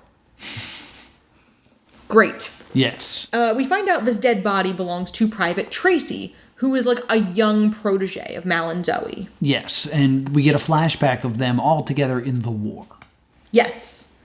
And Mal and Zoe help Tracy survive, and the corpse is really well preserved, and they find a recording in his hand. They find like a little ye old iPod with a recording where he begs Mal and Zoe to take him to St. Albans, which is where his parents live. Yeah, and I really like... And everyone's just like, yes. And there's a quote that on it, and it's like, remember what you taught me. When you can't run anymore, you crawl, and when you can't do that, well, yeah, you know the rest. Please carry me this last time. Yeah. But he also says, like, if you can. Which I was like, that's very nice to kind of be like, I understand if you dump me outside your airlock. And, like, there's this moment where they kind of like, it's only 2 days away. Yeah. And nobody has any qualms. Everyone's like, well, we're doing this. Yeah, there's a great just moment where they establish the reverence that they have, where Zoe and Mal pick up the casket and Book goes to help. And Zoe's like, we got it. Yeah. Like, let us do this. And we get a nice little moment with everyone's doing ship things, and Book and Jane are in the cargo hold. And Book is praying. And Jane does not make fun of Book. No. Jane's like, Book goes like, I don't know his denomination. And Jane's like, nah, the Lord got to take care of him. Like, encouraging Book. And he starts working out and he's like, you know, I got to do something with my body when I hear about death. And he offers to, like, spot Book. Yeah. And these relationships are so core to why this show is successful. Of, like, throwing, you know, different groups of characters together. And Jane and Book have this, like, sweet bonding moment. Yeah. And Book goes like, yeah, this is, everybody deals with death differently. And we smash cut to Mal, Zoe, and Inara. Hammered. Hammered and laughing hysterically as they tell, like, stories about Tracy in the war. And Tracy shaved or cut off his superior's mustache and then wore it? Yeah, wore it the next day to training. And Kaylee is really thrown by the death, and Kaylee has the recording and is, like, laying in her bunk listening to it over and over again. Simon goes to speak with her. And then, like, realizes she's listening to it. And, like, Tracy is young and attractive. And Simon feels displaced by this dead man. And kind of, like, slinks off. Yeah. Meanwhile, someone is after Tracy's body. Womack. Yeah. He will stop at nothing. He's Alliance. Yes. So they're like, there must be something in this box. So they rip the box apart. And Jane goes, is it gold? Yeah, it could be gold. They find nothing in the box. And they're like, oh, it must be in him. So Simon offers to do an autopsy. And Simon's like, looks like he's been cut open before. Like, it's hard to see. Like, it was good work. It was good work.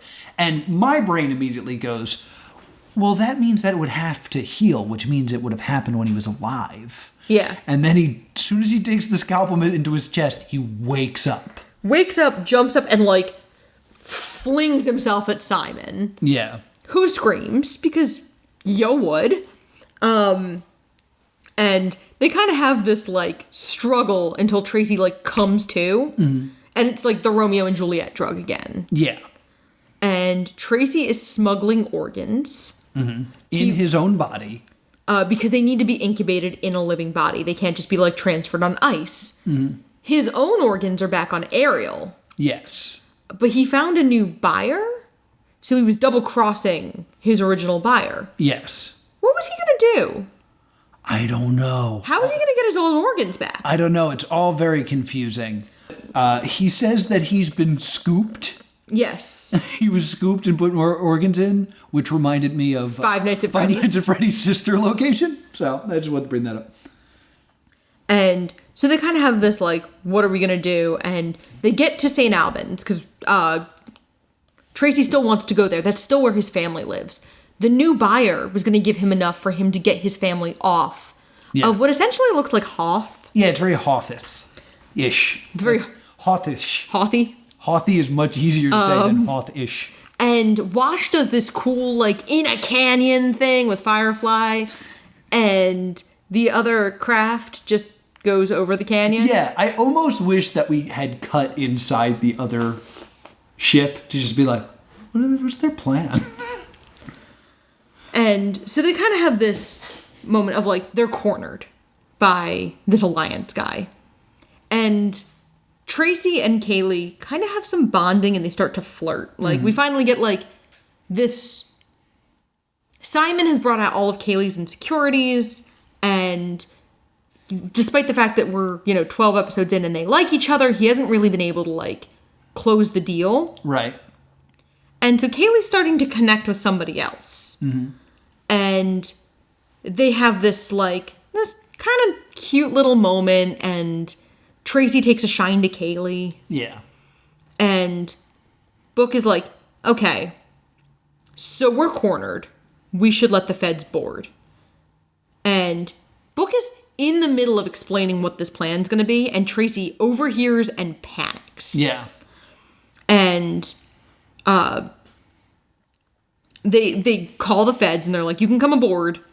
Tracy shoots Wash, just grazes him, but like still sucks. And then Zoe just shoots him in the chest. Because you shot her husband, and now she gonna kill you. Yeah. He also, like, took Kaylee as, like, a hostage. Well, he's wounded, but he's not done yet. Oh, yeah, he's right. not dead. So he's, like, he decides he's gonna escape through the shuttle. But he needs Kaylee to drive the shuttle. Because he can't do anything. So he grabs Kaylee, and Kaylee's like, I'm not leaving. And she's, like, freaking out. You know, she's been flirting with this guy. Like, they were laughing over the fact that Zoe was married 20 minutes ago, and now he's wounded and trying to kidnap her. And so they're freaking out, and they're kind of like in a hostage situation now. And Mal is trying to talk Tracy down so he can get Kaylee to let go. And then Jane, from another vantage point, cocks his gun really loudly on purpose. Distracts Tracy, and Mal shoots Tracy again. Yeah. This time sticks. And then the Alliance officer boards, and Book steps up to him. And Book is like, you never called for backup. Why? Oh, is it because you're doing black market illegal organ trading and you have no leg to stand on legally and you're just a real piece of shit all around, and if we kill you, no one will miss you? Like, that's really what Book says. And Womack is like, realizes Tracy has been mortally injured, and Tracy is also now just worthless to him. Yeah, damaged goods. And he's like, well, I'm gonna go. Bye. Yeah. Jane, your hat's stupid. Bye. It's not. And Tracy, too late, realizes there was a plan. Yeah.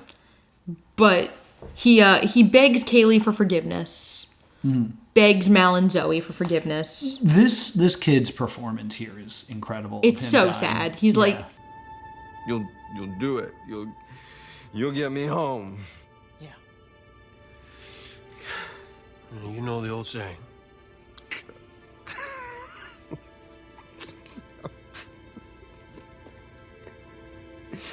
When you can't run, you crawl. And when you can't crawl, when you can't do that, You find someone to carry you. he never really got out of the war. It's really, really sad. Yeah. But we get another voiceover of Tracy's message again, because the Serenity crew make good on their promise and deliver Tracy's body to his family. And we get a funeral. This funeral is double sad. They knew they were canceled when they filmed the funeral. Oh, really? Yeah. So this is kind of them saying goodbye to the show as well? Yeah, the composer said, like, this music is very, very beautiful, and it kind of felt like almost a waste for this, like, side character, but he kind of wrote it as an elegy for the show. Wow. Joss Whedon appears uncredited. Oh. Okay. As one of the family members. And there's a moment where Kaylee, in her grief, takes Simon's hand. Not in the script. Interesting. Was that here or was that at the other funeral? It was this one. Okay, just making sure. And because we get a funeral in the next episode. But this works out really well because it also kind of gives a little bit of closure to that subplot. Yeah. Of, like, in the face of this, Simon and Kaylee have, like, forgiven each other. Let me rephrase that. Kaylee's forgiven Simon. Kaylee did nothing wrong. Yeah, exactly. I really, really love Kaylee. And, you know. All right. Now, we have the worst episode. Yeah, this is probably my least favorite, but before we even get into it, I just want to bring this up. Okie dokie. The title of this episode is Heart of Gold. Yes. Which is the name of the spaceship in Hitchhiker's Guide to the Galaxy that I couldn't remember last episode. Nah. I was like, man, it would be great if I remember what that is. It's Heart of Gold. Why do you think this episode's called Heart of Gold? Because it's the name of the spaceship in Hitchhiker's Guide to the Galaxy with the improbability drive on it. Okay. No. Yes, it is. That's the name of the spaceship. That's not why it's called that. Oh. It's called that because the TV trope is, and this is before TV tropes even, it's always the hooker with a heart of gold. Right. And this is about sex workers. Yes. So we get this, like, first we see the brothel. Yeah. And this guy comes up and there is a pregnant sex worker who looks very young. Yes. And the man believes that the child is his. And, like, kind of roughly gets DNA from her womb in a way that looks like it hurts real bad. Yeah. And says, like, if that child is mine, I'm coming back for it. And she's, like, super pregnant. Yes. Like, she's, like, real pregnant. And he's like, I will cut this child out of you if need be. And I'm like, oh, you don't know anything about kids because that would probably kill the kid. Yeah. You're an idiot. And the girl is Pedaline. Mm-hmm. And the madam is Nandy. Yes. We kind of have this, Inara comes to Mal and is like, hey, my friend is in trouble on this planet. I need you to help me. Right. And we find out that Nandy was a companion, but was forced out in disgrace. And Nandy and Inara are not supposed to speak. Right. Like, Inara is not supposed to be friendly with Nandy anymore. But she is. Right. So, is the takeaway here that, like, Inara is a companion, but these people are hookers? Well, we kind of have this, Nandy was trained with Inara. Mm-hmm. Nandy went to, I believe they also call it an academy, despite the fact that that's also what River, the place where River was. Nandy was another companion friend, and Mal's like, a whole house full of companions and they're having trouble? And she goes, these aren't companions, Mal, they're whores. Okay, yeah, so that is what we're supposed to take from this. I hate this. I hate that Inara is suddenly, like, classist as hell. And, like, I get the idea that there's a difference between a trained companion and a sex worker who doesn't have that kind of training. Mm-hmm. But for her to be so offended at the term whore and then just throw it around. Yeah, I'm guessing it's supposed to be this world building of, like... That's the term? Yeah, like, the reason being called a whore is so offensive to her is that there is a difference between a companion and a whore. Yeah, because, like, a companion, the equivalent in modern day is a high-class escort. Yes. So I'm guessing, like, I kind of got the vibes of someone saying, like, I'm a doctor, and then the other person being like, he's a chiropractor. I guess. Like, it's like, I want you, like, yeah, we're both doing the same thing, but I'm a brain surgeon, and he has a doctorate in literature. I got it. It was more of like, I'm a teacher too. You teach gym. Yeah, something like that. Not to be offensive to chiropractors, doctors in English, or gym teachers. Especially not doctors in English. My degree's in English. My degree's in English. Yeah, but I have more degrees than you. I don't think that's true. You teach gym. Anyway. No, I don't. You really don't. So Zoe kind of says this is a voluntary mission. Like, they don't really know whether there's gonna be money, and Nara's planning to pay them out of her own pocket, and Mal does not want her to. And Inara's like, I'd rather keep things business-like between us. And Mal is pissed. And Jane is like, I'm not gonna do something that's just, like, helpful to people without getting paid.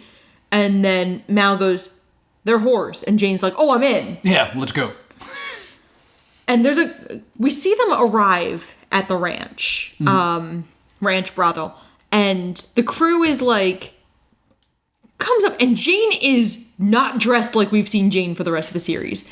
Jane Jane wants to make a nice impression. Yeah, and I want to say, I'm very disappointed he's not wearing his hat. I'm very upset that his hat is only in that one episode for something that is super iconic in all the fan art. Yeah, so Jane is, like, happy to see them immediately. And Jane immediately takes to one of the girls, Helen. Yes. So Jane and Helen, Jane's like, can I get sexed now? And everyone's like, yeah, do whatever you want. And he and Helen go upstairs. And Nandy's like, I'd like to speak to Zoe and Mal and Inara. And everyone else can just kind of hang out here. And then she's like, except for your doctor, can your doctor examine Pedaline? And so Simon goes and does that. And there's a great moment with everyone who's left. Yes. And Kaylee sees male sex workers and goes, there's boy whores. How thoughtful. Do they service girl folk here? Mm-hmm. And Wash is just like, And Wash is like, really, Kaylee? And Kaylee's like, no one else is lining up to examine me. Mm-hmm. Simon has just gone off to examine the pregnant woman. And two of the sex workers approach Book. And Book is like, nope. They ask for him to help them learn prayers. Yeah. She's like, I love this. She's like, the one girl, their names are Lucy and Emma. Mm-hmm. The two who are attached to Book. I find this interesting because Lucy and Emma are also the names of the respective love interests of Jekyll and Hyde. Or Hyde and Jekyll, really. Lucy is the sex worker who is attached to Hyde in the musical. And Emma is Jekyll's fiance. Interesting. I'm going to be honest, I haven't read the book, and I don't know if those are the correct names from the book. I don't believe either of them are attached. No, Hyde definitely isn't attached to anyone. Jekyll may be. It's been a while since I've read it. I teach it, but it's been a while since I've read it. Those are the names of the women in the musical. Okay. That I can tell you true. So I thought that was really interesting. I was like, that they're named and that they happen to have that naming convention. Mm-hmm. And they say, like, yeah, the last preacher who came only read one prayer and then took his payment from both of us. And you see Book soften toward them. And, like, Book never does anything untoward with either of them. But Book happily takes him under his wing and is, like, reading them prayers and is very kind to them both. Yeah, it's a very sweet little moment. That in an episode that lacks sweet little moments. Yeah, the Book's arc here is one of my favorite parts of this episode. Because it establishes, like, we've spent so much time establishing that there might be a weird past with Book. Kind of also establishing, but he's still a man of God now. Yeah. Is something I think is very valuable in this episode. And you're not going to hear me say a lot of things are valuable in this episode. Yeah. So, in the end, like, we can kind of zoom through this one and just bring up points that we want. Yeah, Burgess, who's the name of the guy from the beginning, is the father of Pedaline's baby. And he wants that baby. Yeah, so they come. Fortify for a siege. Yeah, because, well, Mal's just like, let's run. And Nandy's like, I own something, and that's rare. I'm gonna fight for it. And Nandy's like, I did everything I could for this to be mine. Yes. And Mal respects that. Because it parallels out of gas. It parallels how he feels about Serenity. Yeah. So Mal and Nandy kind of find in each other kindred spirits. And they begin to bond. Yes. And ultimately, they sleep together. They begin to bond chemically. Well, no, they bond first, kind of emotionally, because Nandy shows him her gun collection, and he, like, admires them with her. They talk. He's a little bit vulnerable emotionally. But he desperately doesn't want to take advantage of her, and he doesn't want this to feel transactional. Yeah. And he kind of, like, asks for consent, and she goes, Mal, I've wanted you to kiss me since I showed you my guns. Yeah. So then they get it on. And it's fully consensual. It's not transactional. Yeah. And we're talking they show a full-on murder in small town X sex scene. Because Fox. This one is the most Fox episode, despite the fact that it didn't air on Fox. Yeah, it's so weird. It's like gratuitous sex, a lot of violence. It really feels like they were like, oh yeah, this is a Fox show. So they have this moment where we find out that Burgess has a woman on the inside. Sherry. Yes. And she is helping the villagers. So she's double-crossing her fellow women.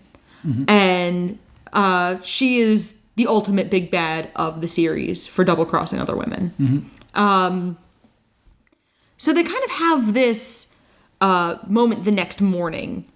Mal and Nandy, when they're together, acknowledge that there are emotions Mal has for Inara. And Mal says, like, there are only 2 people in this room tonight. Right.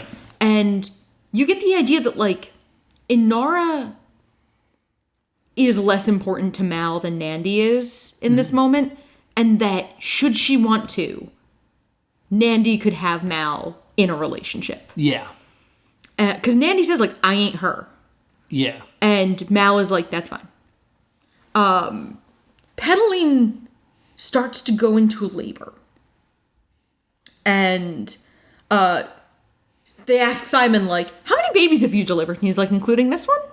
One. And Inara's like, me neither. And then River goes, me neither. Because River's in this episode. She doesn't do a lot. No.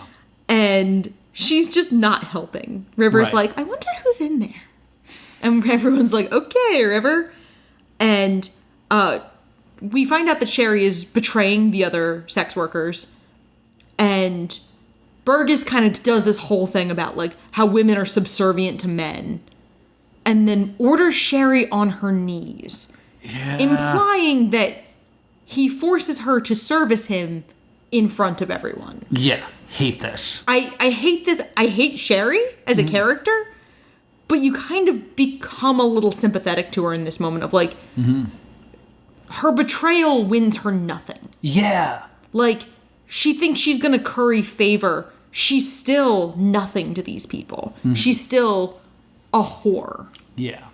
And I'm using that word intentionally when I've been trying to use sex worker through most of this, because they see her as a whore. Right. And the phrase sex worker was not in common use in 2002. Yeah. When Mal gets up the next morning, because Mal spends the night with Nandy, and, like, spends the night, when we see, like, this is 24, we see this in real time, essentially. This sex scene feels incredibly long. And Inara tries to stay professional. Yeah. She was like, oh, I'm really glad you were with her tonight. She probably needed the comfort. And Mal's like, so you're cool with this? And Inara's like, I'm really appalled at Nandy's taste, really. Well, it's very interesting what Mal says here is, I don't want you to think I took advantage of your friend. I hope you did.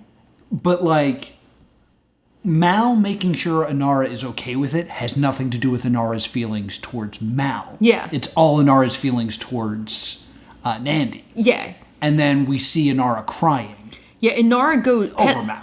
Yeah, Pedaline has, like, fallen asleep because labor has taken so long and she's not fully dilated yet. So Inara is sobbing hysterically in Pedaline's room. And you kind of go, like, where's Simon? Yeah. Because then the next time we're back in that room, Simon's back.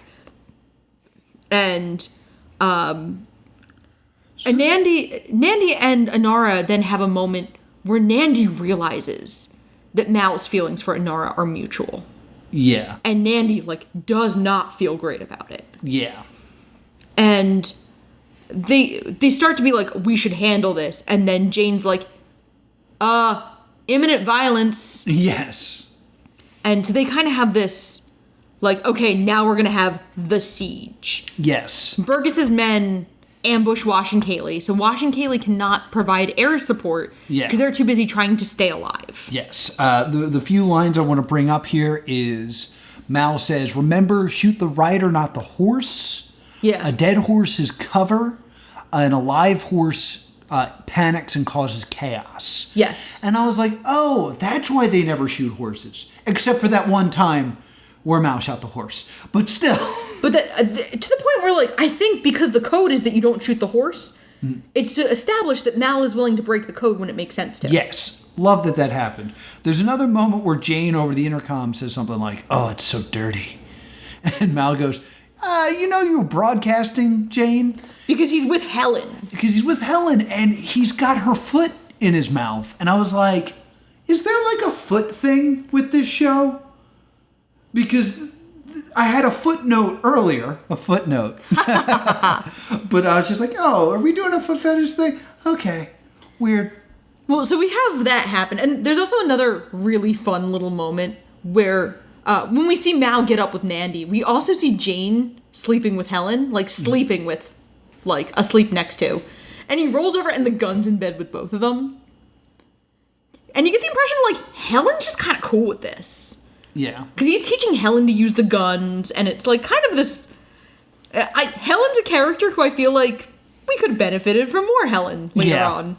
We see Sherry let Burgess in as Petaline's giving birth. And as Petaline gives birth, Burgess takes the child. And Nandy and Inara get the drop on Burgess, but not before Burgess shoots Nandy fatally. Mm-hmm. Sure do hate this trope of, oh, there was a woman who was getting in the way of the ship. Yeah. And so we have to dispatch her immediately. Mm-hmm. I hate the dead love interest trope. I hate disposable love interests. Yeah, I get you. Tracy, I felt like his role as a love interest was so secondary to his role as Mal and Zoe's protege. Yeah, like... It didn't feel like his whole purpose was to be a disposable love interest to Kaylee. Yeah, I mean, like, the reason he has the love affair with Kaylee at all is to make his betrayal more filthy. Yeah.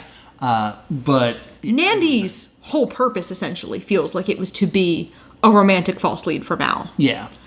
So I hated that they killed... And she was also a great character. Yeah, she was fun. So I was really, really pissed when they killed her. To speed along. Well, there's not much left. Yeah, they capture this jerk. Well, I want to talk about what happened. I don't want to speed along right now. Okay. Because Inara spills some of Burgess's blood. Inara comes up and has a knife to his throat. So you get the idea that, like, Inara is now pissed. Oh, yeah. So now they hogtie Burgess, and it's Burgess and his men. And then Petaline comes out holding the baby. And she goes like, this is Jonah. Jonah, say hi to your daddy. Jonah, say bye to your daddy. And Petaline blows his head off. Petaline has given birth like 2 hours ago. And is up and walking and shoots a man in the head. And I was like, I really want to spend more time with these people. They're cool. I like her rebirth is like, I'm in charge now. And someone has to take Nandy's spot, and it will be me. Watch as I murder this man on our lawn. Well, and she says, like, the next time any of you are back here, it better to be to get your wicks wet. Yeah. Like, you guys can still come here. Yeah, but you best be paying. But, like, and then she also tells Shari, you go with them. You go with them. So Shari's betrayal buys her nothing. Yeah. Because you get the impression that in this town, Shari is never going to be able to build a life where she is respectable. Mm-hmm. Nor is she welcome with this outcast group. So then we get another funeral. We get Nandy's funeral. Yes. I hated that we ended 2 episodes with a funeral in a row. And I kind of was like, are these episodes supposed to kind of mirror one another? Yeah. It felt like, well, we're awfully early to be reusing this much stuff. I thought it was fascinating that they sing Amazing Grace. Yes. Because that is such a, like, earth song, I guess. Well, it's one of the girls who was with Book. Right. So I get that feeling of, like, it's something she may have learned from Book. I mean, some of the hymns that we sing are hundreds of years old. And Firefly, I remind myself, is only about 500 years in the future. So there are musical pieces that are still well known from the 1500s. So it's just interesting to have that moment that ties back to, like, current time. So I was like, oh yeah, Amazing Grace. I guess they would know that. So I really want to talk about this because there's a scene with Wash and Zoe that we didn't really talk about. Okay. Where they talk about having kids.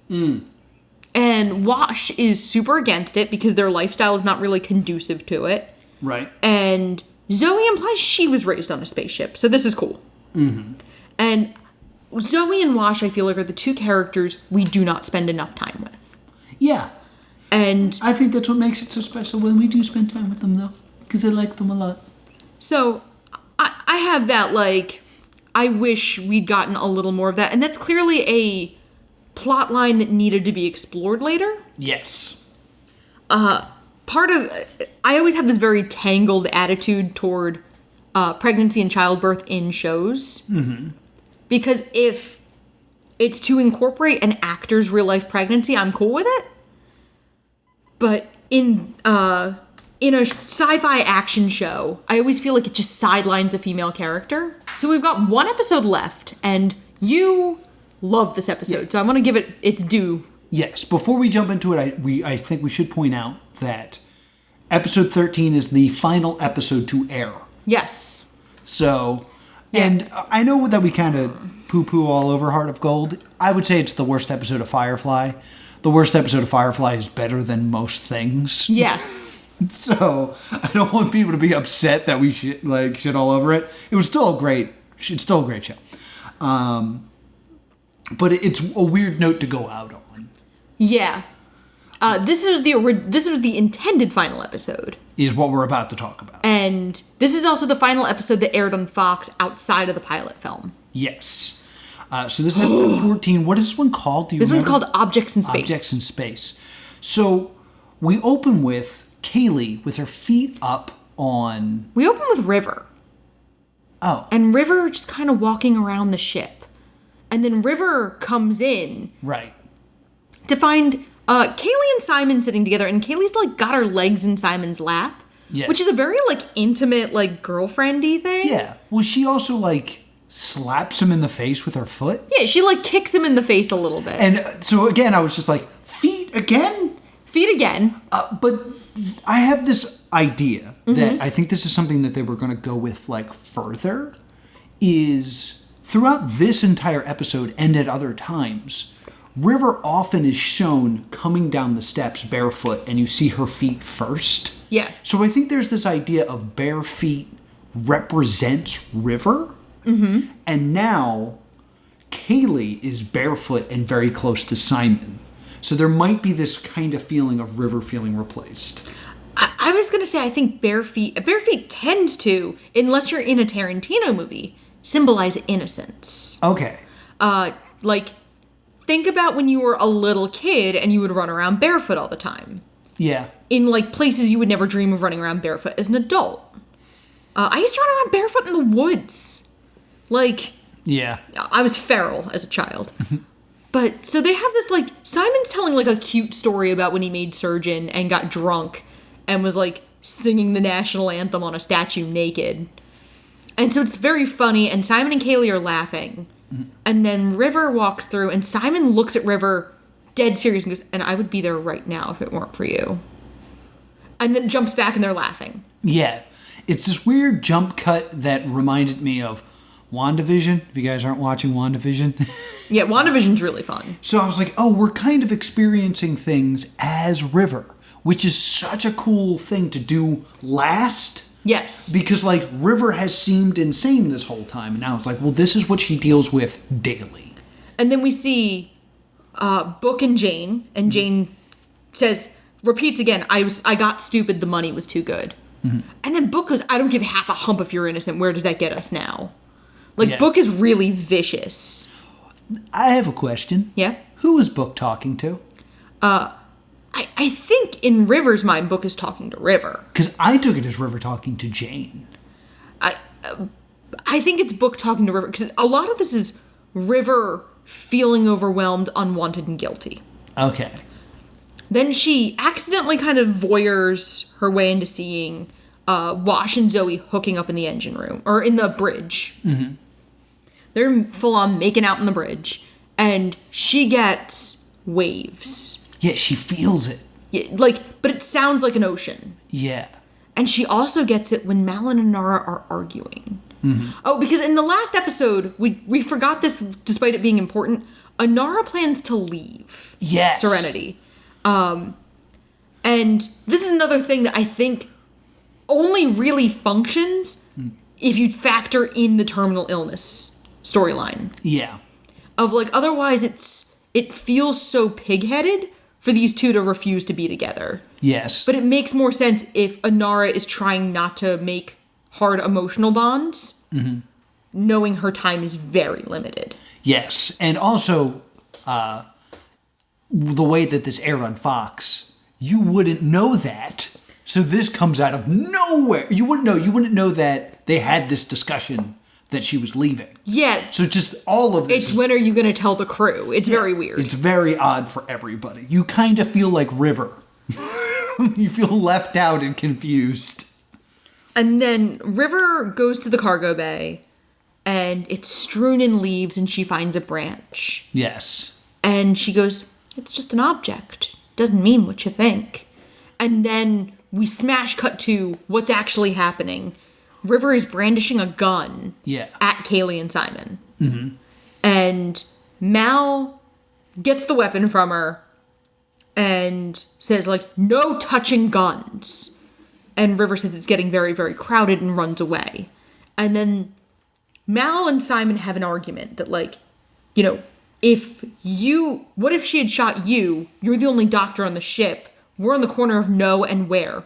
We are very much alone out here. Mm-hmm. And then we see a ship come up behind Serenity. Yes, so good. I got chills in you, like, describing it just now. And then the crew is kind of discussing what should happen and what is River's deal. Mm-hmm. And they start to say, like, they think River's psychic. And Zoe's like, I don't even think River's ever handled a gun. And Kaylee's like, well, actually. Yeah, I saw it and basically explains the whole shooting 3 people with her eyes closed thing. Yeah, and, like, everyone's just like, oh.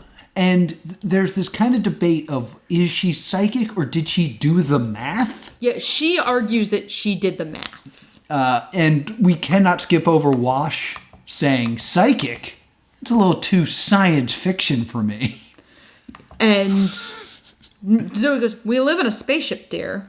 So? The thing I want to mention here is Jane brings up that River has tried to stab him. She's never hurt anybody. She stabbed me with a butcher knife. Because they kind of have this argument about, like, Mal blames Jane for leaving his guns out, and Jane's like, I'm not careful with my guns. Yeah. I'm a lot of things. And he goes, what if there had been hole-piercing bullets? And Jane's like, Vera could barely do that, and that's the best one I have. Let's take this in a not Jane's fault direction. I don't even want her here. And Mal's like, is that what you want to say? And then Jane immediately was like, nope. But there's also a moment where Jane kind of is just like, oh, I don't like this. Might have to do some of that math. And Wash just keeps roasting Jane for, like, sucking. And it's just very funny. And Kaylee's like, there's not a person who could shoot like that. And Simon's like, so River's not a person to you. And it's the first time, like, one of their miscommunications involves Simon getting offended. Yeah. And Mal kind of reams out Kaylee for not telling them sooner. Mm-hmm. Oh, and then there's this part. Are you saying she's a witch? Yes, Jane, she's a witch. She's had Congress with the Beast. River's in Congress? Yeah. How did your brain even learn human speech? I'm curious. And, like, Inara cuts it off and was like, come on now, let's get out of here. Like, let's get this show on the road. And then Kaylee and Simon kind of have this moment where Kaylee's like, I had to tell them. And Simon's just upset because, like, River has become attached to the ship and its crew. And he's worried about having to start over. Right. And he's worried that it'll set River's progress back. And Kaylee's like, well, what about you? And he's like, I thought the hospital was home. Like, I thought I was going to be home and make money and be naked. And I would be if they hadn't hurt her. And there's this, Kaylee's, like, really trying to push Simon here of, like, come on. Is there something here that's, like, cool, though? Mm-hmm. And she's like, come on, is there anything on this ship that you are remotely fond of? And they kind of get, like, a little bit closer, and then Book. Yeah, Book walks by. Comes in between them and is like, good night, everybody. Mm-hmm. And I was just like, ah! Oh, God, this... The Simon-Kaylee relationship is a slow burn, but not, I hate to say, simultaneously not slow enough and too slow. Yeah. Like, they kind of tip the hand that Simon is interested in Kaylee very quickly. And so there's not the mystery. So it's just kind of like, get on with it. Yeah, do it. Because we know they care about each other, and we don't understand why Simon is just like, I don't know. Right. It's very annoying. Meanwhile, outside the ship. The airlock opens, and someone climbs in. Well, like, we see him jump out of his ship, and like... That shot is chilling. On the outside, I was like, that is the most terrifying thing I can think of, is jumping out of a spaceship onto another spaceship in space.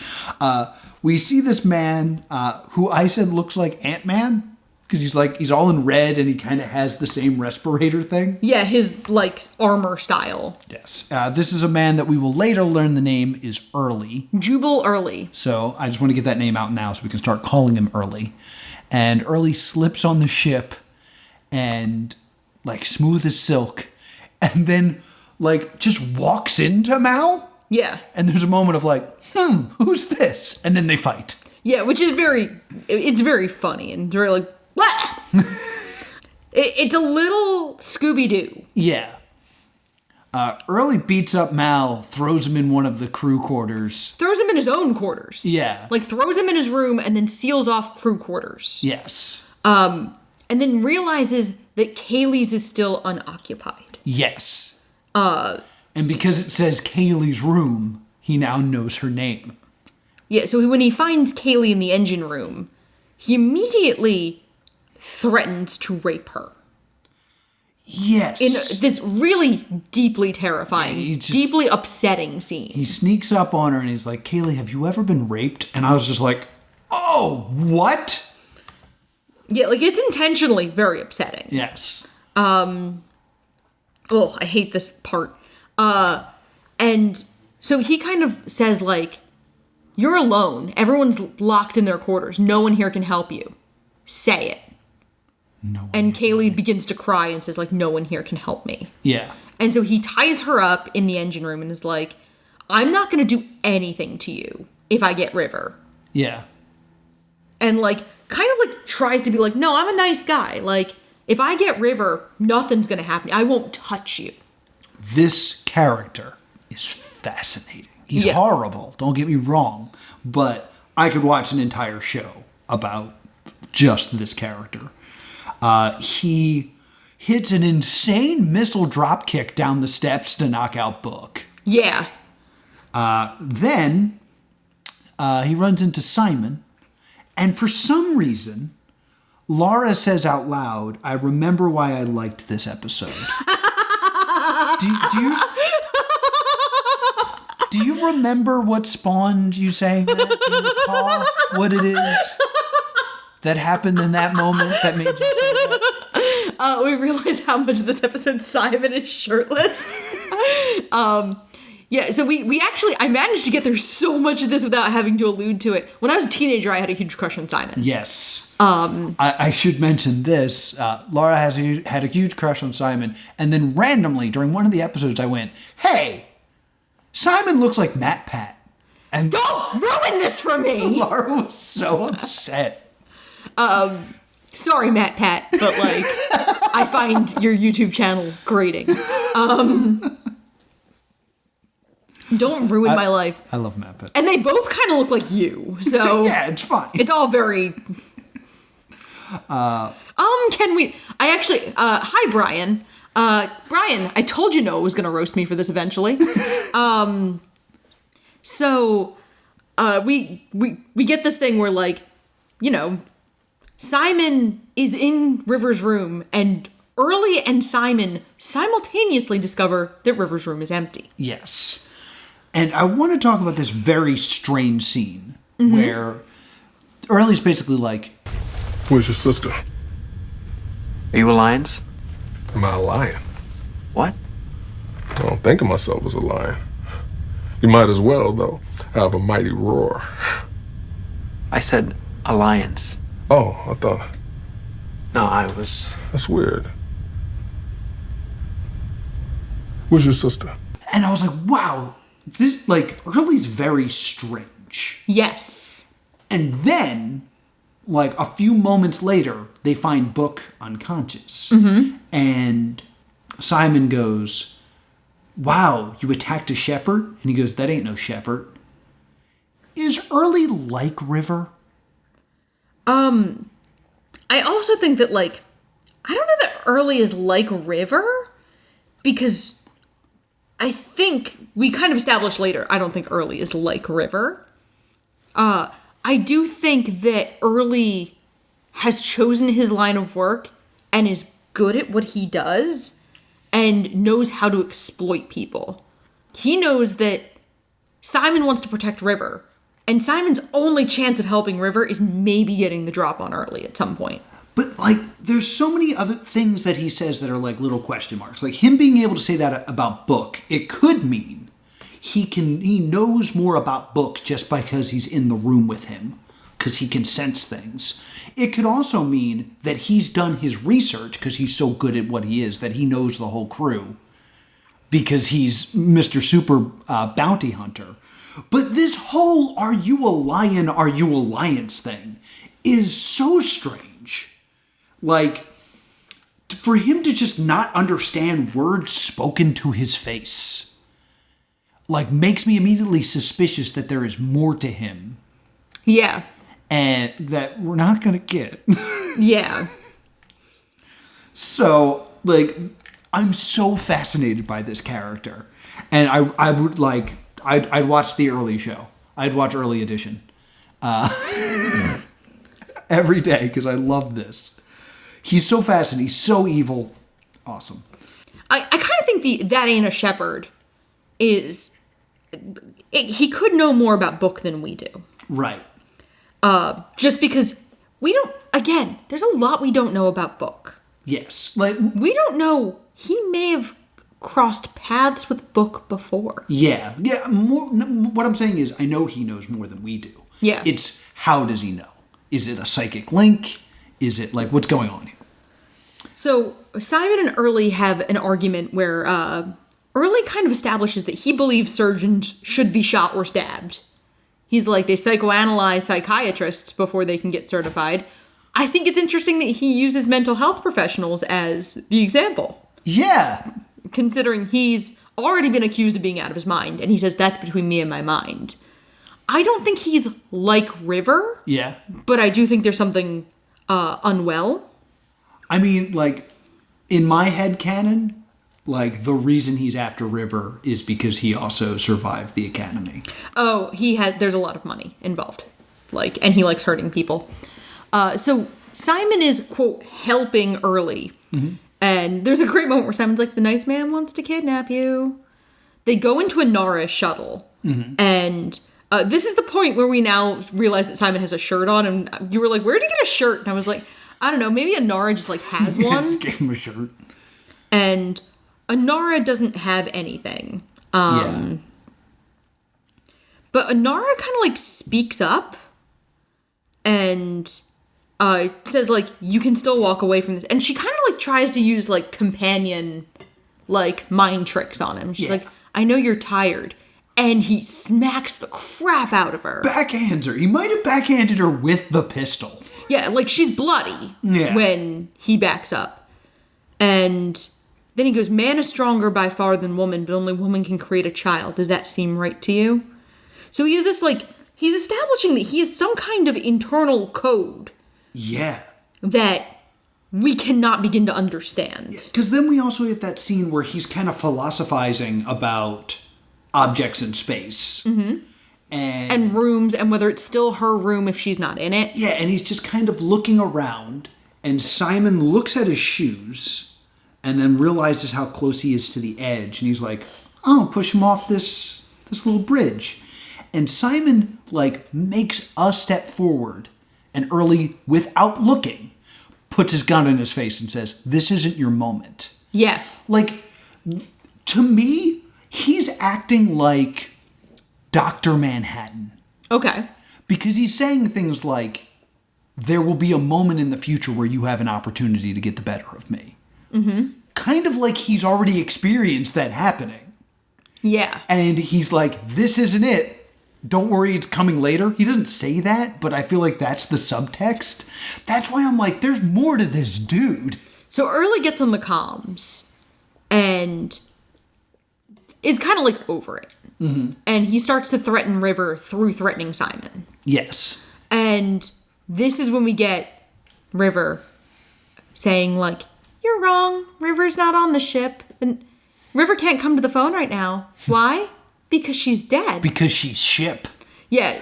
So she implies that she has melted herself into the ship. Her consciousness into the ship. Which, by the way, I can't believe how quickly I was willing to accept that. I think that's the point. I think, like, we're... okay, she's the ship now. And especially because they established something as being too science fiction. Like, yes. So this could have been a gambit at, like, well, maybe there's magic in this universe. All right, maybe she just put her consciousness in the ship. Maybe that's... What was that terrible Johnny Depp movie? Transcendence? Yeah, and, like, River's like, you're talking to Serenity. Serenity is very unhappy early. Yes. And then River starts talking about, like, Early's mom. Not yet. Oh, okay. Then River starts communicating directly with various people on the ship. Yes. She comforts Kaylee. Yeah. And gets Kaylee to, like, cut yourself free. Get tools. Something sharp. Don't be scared. I'm right here. Yes. And we still, like, River could be part of the ship right now. Yeah, she's the ship. Yeah, and she also communicates with Mal to, like, tell Mal the plan. Yes. The banter between Early and Simon is so funny. Like, this shouldn't be, but it is. And Early's like, where is she? And Simon goes like, I can't keep track of her when she's not possessing the ship. Yeah, when she hasn't become a spaceship. Now River starts to play the mind games with Early that we saw her do with Badger. Yeah. Like, knowing too much about him, talking about, like, what he did to the neighbor's dog, kind of establishing that he has psychopathic tendencies. And you see this amazingly cut where he's, like, wide-eyed listening to this with subtle jump cuts to him having an emotional breakdown. Yes. So, like, you were, again, seeing what's going on inside his mind. Mm-hmm. Oh, this is so good. And, like, Early is, like, make her stop yeah. to Simon. And Simon's like, my sister's a ship. We had a complicated childhood. Like, Simon is so snarky in this. I think it's trying to show how brave Simon can be when it's River on the line. Mm-hmm. And River kind of goes over what the plan is here. And she's like, I need you all to trust me. And he goes, am I dreaming? She goes, we all are. And then Mal rolls his eyes and River goes, don't make that face at me. Like, so, like, implying she can see them. Yeah. And we kind of see everybody getting ready. And Zoe's like, I'm gonna kill this guy. And she goes for her gun and then you hear River, no touching guns. Mm-hmm. Again, River echoing what she has been told earlier in the episode. Right. Weird little vignette of Simon and Early discussing a midget that set arson to his ship. Yeah, what was that about? I think it's these weird little moments that, like, Early trying to be affable. Mm-hmm. Early, like, thinking he's doing well with small talk. Yeah, I find him fascinating. And so they argue. River calls Early out repeatedly. And Early figures it out. Mm-hmm. When she says something about the dog, and then she says, everything in here gleams. And he goes, you're not my Garam mind, you're my Goram ship. It just cuts to her on the ship in a spacesuit giggling. Laughing. Yeah. Oh, I applauded. And then, loved like, it. she's like, buttons! And he's like, no. Don't be pressing stuff. I'm putting this away because we're all reasonable people. Because she's like, put the gun away. And he goes, I'm putting the gun away. And Simon's like, nuh-uh. Yeah, I'm looking at him. He still got it. And so they kind of have this, like, the fight where they're not in the same ship. Yes. And River tells Early, I'll be your bounty. I'll go with you. so that everyone can live a simple life and be with the people they want to be with. Yeah. So, like, she's trying to give Simon permission to be with Kaylee. Yes. And give everyone permission to go on without her. Because she overheard the whole conversation about her. Yes. That everyone had. So you can believe that here, in what should have been the last episode, that we're going to end the season with River being gone. And then Simon tries to take this moment to get the drop on Early. Yes. Early shoots him. Yeah, he gets shot in the leg. And he gets shot in the leg, but now he's really pissed off River. Yes. I want to say that the bang of the gun wakes up Jane. Jane pulls away this, cloth that's, hiding all of his guns. And then rolls over. And uses it as a blanket. So good. The script says to uplifting hero music. And then the script literally says, so much for the hero of Canton. Unlike most of the shows we watch, I have been able to access the full scripts. Scripts? That's cool. If you're a fan of Firefly, fully recommend reading the scripts, because there's a lot of little funny, snarky shit in the scripts. That's great. And so Early thinks he's gonna go back on a ship and join River, and they're gonna go. Mal jumps up and yeets Early into space away from his ship. Yeah. And he bonks off his own ship and goes off in another direction. Yes, like the guy who hits the propeller in Titanic. And then River gracefully. It reminds me of the shot from The Princess Bride. When Buttercup jumps and we see her flutter down into Fezzik's arms. Mm-hmm. River jumps and kind of just gently floats down to Mal. Yes, and I love this conversation. Permission to come aboard, Captain, is what she says. You know you ain't quite right. It's the popular theory. Go on, get in there. Give your brother a thrashing for messing up the plan. He takes so much looking after. So good! And they're laughing. Yeah. And you do love any moment where River is laughing. Yeah. And I am immediately curious of did they took his ship, right? They're not going to leave that perfectly good spaceship in space, are they? I said this when she jumps up. I'm like, River, steal stuff. Yeah. But I could also see them being we're going to go get Kaylee, or I guess Kaylee would probably be the best. And she's going to follow us to a planet so that we can sell this ship. Yeah, right? Then we get to the infirmary, and Zoe is trying to sew Simon up as he coaches her on how to do it. Yes, because now he's been shot and he knows how it feels. And then he passes out. Yeah. This line, I'm going to pass out for a minute, but you're doing great. You're doing great. And then, gotta talk about this. Yeah. Do you think Early will get picked up by a ship? And Mal goes, with the amount of air that he had left in his suit and the chances of a ship going by, I would say the chances of him getting picked up are 1 in a very large number. This is directly referencing Hitchhiker's Guide now. Is it? Because that's how the improbability drive works, is the improbability drive on the Heart of Gold works on improbability. It runs on things happening that are so obscure of impossibility. So what makes it work is, what's his name? Dent? Yeah. Not Harvey Dent. Arthur Dent. Arthur Dent ends up in space without a suit, which only gives you 8 seconds to hold your breath. And the Heart of Gold picks him up because the chances of that happening are so improbable. Space, says the introduction to the Hitchhiker's Guide, is big. Really big. You just won't believe how vastly, hugely, mind-bogglingly big it is, and so on. It also says that if you hold a lung full of air, you can survive in the total vacuum of space for about 30 seconds. But with space being really big and all, the chances of being picked up within that time are 2 to the power of 2,079,460,347 to 1 against. So they have to be referencing this. This has to be a Hitchhiker's Guide reference. So we kind of have the aftermath of the fight. And Mal and Inara have a little moment where he's like, how are you? And like goes to touch her lip. And like they have like a little moment. And then there's this great moment with Book and Jane where they're working out together because they're workout bros. Yeah. And Book, don't get me wrong, I gave him a hell of a fight.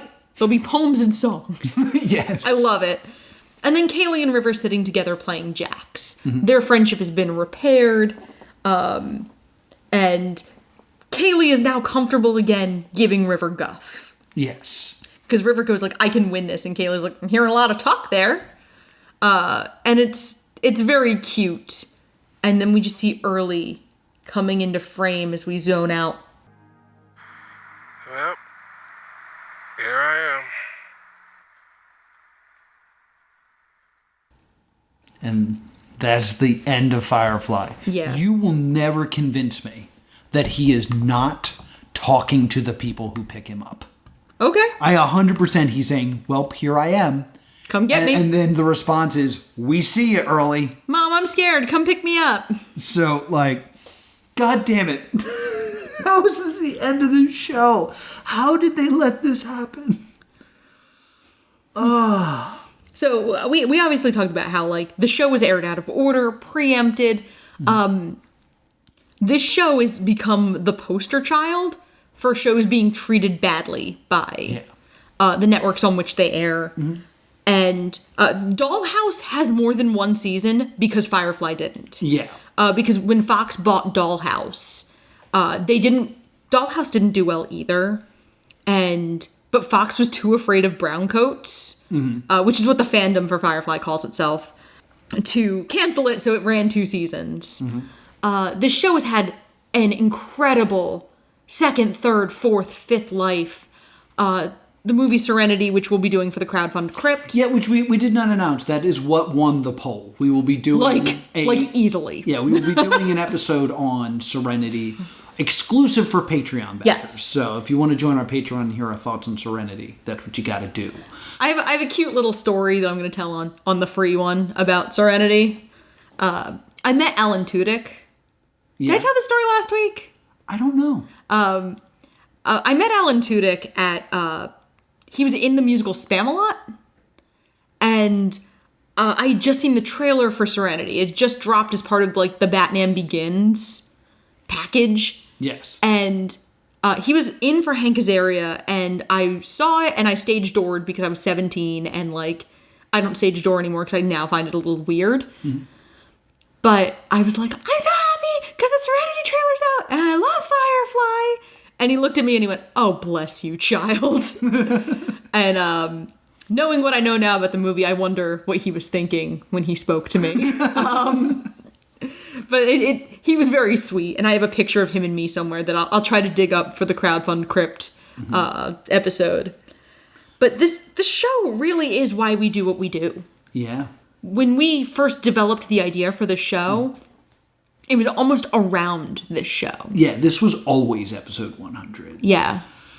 Really, really enjoyed this show, and it is hard to accept that this is where this show ends. So, what you doing? You wanted more Firefly, right? Yes, of course I want more Firefly. Oh. Here's the Legacy Edition Firefly graphic novel. There are great. Incredible. The Dark Horse Comics run has an incredible second life for Firefly, and after watching the first half with you and realizing how much you loved it, I rush ordered that for you. This is written by Patton Oswalt? Yep. Oh my god. Oh, I can't wait to read this. I haven't read it either, but I wanted to give that to you. As kind of this one, happy 100 episodes. Yay! And two, it means a lot to me that you loved this show. I did love this show. I watched my father's copies of this show. Yeah. I stole the DVD from downstairs. And my father passed away earlier this year. Or I guess in 2020. And so this is the first of a couple episodes that'll be sprinkled throughout the next year or so, where we watch things that that were things he loved. And so Firefly means a lot to me, and I'm gonna get a little emotional apparently. That's fine. So I wanted to give you that. Thank you. After reading this tonight. Because let me tell you, I can't accept that there's, like, I understand that there's comics. Yeah, and books that are still coming out. And stuff like that. There's a novel coming out in like 2 weeks. And back when we were doing stand-up conventions before Corona and all this other stuff, one of my jokes I used to do on stage was, did you guys hear Firefly's coming back? It's going to be on Cartoon Network, and it's called Firefly Go. And everyone got real mad at you, and now you understand why you're a monster! I completely disagree. If it came back as Firefly Go, I would still be on board. There needs to be more Firefly, period. I don't care about what form it is. And I was so upset that I started to do some research into why wasn't there more? Because you know what? Firefly would be an amazing Telltale game. Yes. And why isn't Fox doing anything with this property? It's a license to print money to just do anything with it. Do a spin-off, do a reboot. I kind of have a big news thing that I found. All right. Right? Because I was so upset about Firefly canceling that, I need to just look to see if there's find something. Well, dear listener, I want you to go ahead and check the links below, and you will find a change.org petition that I have created. I think if we get enough signatures and we show it to Fox, we can bring back this show. I don't know why no one's thought of this before, but if you sign the change.org petition, we'll show it to Fox, and maybe we can bring Firefly back, guys. If you go to change.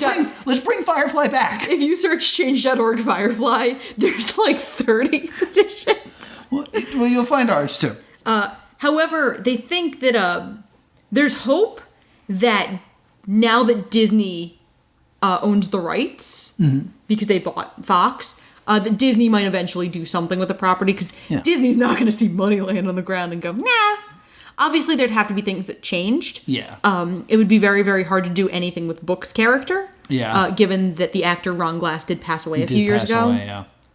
But I think we're going to talk a little more about what Firefly would need to look like in the future after Noah sees Serenity. Yeah, well, I gotta watch Serenity. But yeah, I absolutely love this show. I thought it was great.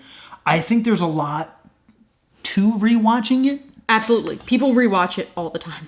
And, because it's Whedon, and because I watched Buffy, I know that he set stuff up in season 1 for later seasons. Yep. So you can definitely watch stuff and be like, I wonder if this is going to come up later. Because I kind of feel like there was going to be something about Mal wearing dresses.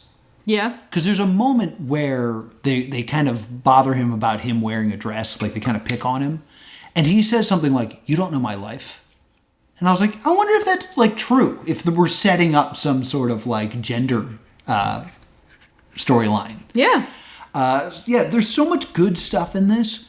And on top of that, it tells a great arcing story over 14 episodes. And each episode stands alone as just a wonderful thing. We were calling it, we didn't use this phrase in the podcast, but instead of Monster of the Week, which was the Buffy term, I kept calling it Douche of the Week. Yeah. And for the most part, the douches of the week were left alive. Yes, so they could all come back. For the exception of the one in Heart of Gold. Yeah. For the most part, they're kind of left alive, so you could see a lot of people again. And I never got Reavers. 14 episodes, I never saw a Reaver. I'm heartbroken I never saw a Reaver. It boggles my mind that there was no Reavers. So, obviously we're both stay tuned, real hard. We're both clearly stay tuned. Hey, thanks for riding out 100 episodes with us, guys. Yeah. This has been a joy just recording these, and we're going to keep going. We need to figure out what our big landmark show is going to be for 150. We're leaning toward Freaks and Geeks. Freaks and Geeks or The Cape. Yeah. So one of them will be 150, the other one will be 200. Probably. Yeah. We'll add a poll somewhere. But speaking of polls, there's a few things that we have to handle business-wise before we go. The Patreon did decide that our next crowdfunding Crypt episode, which is our Patreon exclusive show, will be about Serenity. So if you want to be part of that and you want to listen to that, you can subscribe at $5, and you'll get all of our bonus episodes. It's technically our first exclusive Patreon episode, but hey, you'll get that. Also, you can join our Discord and talk to us about the show. Also, we're going to have our first vote on our first crowd-decided episode of Stay Doomed. Yes. So we got one suggestion from the Patreon. Okay. Matthew, thank you for being a patron, Matthew, asked for us to do Heathers. The series. Heathers, the series. Which ran on the Paramount Network. Yeah. And started some real shit. Yeah, so... I already know a little bit about this one, so this will be fun. So we may be doing Heathers, or what else do we have on our poll? We have Papa No Good, which is an animated pilot with Fred Armisen. Okay. Armed and Famous, which is about celebrities training to become police officers. Yes. And The Amazing Live Sea Monkeys, which was an early 90s Saturday morning curio, but not a cartoon. Yeah, so we got a nice mix of things here. The way this works is on Wednesday there will be a poll on the Stay Doomed Twitter account. You can vote there. The top 2 will then go to Patreon, and Patreon decide what will be our episodes. Yes. What do we got coming up on the show? So our next episode is the reflection episode. We're gonna kind of we started this here, but we're gonna really go into like the last 50 episodes and what we're gonna do going forward and some plans we have. So we're gonna have some real fun with that next episode, and then after that, guys, it's really happening. Megan Wants a Millionaire. Yes, get excited for Megan Wants a Millionaire, and then we will find out what our first crowd-voted episode will be. Yes. So it should be all very exciting. Megan Wants a Millionaire. Which I've wanted to do since episode 1, so I really love that it's episode 101. Yeah. Or well, technically 102. Yes. Where can people find us? You can email us at thestaydoomedshow@gmail.com or on Facebook and Twitter at Stay Doomed. And if you want to sign my change.org petition to get Firefly back, I'm at +2 Comedy. If you also kind of had a crush on Simon Tam, I'm at Sprocket League. Until next time, stay doomed.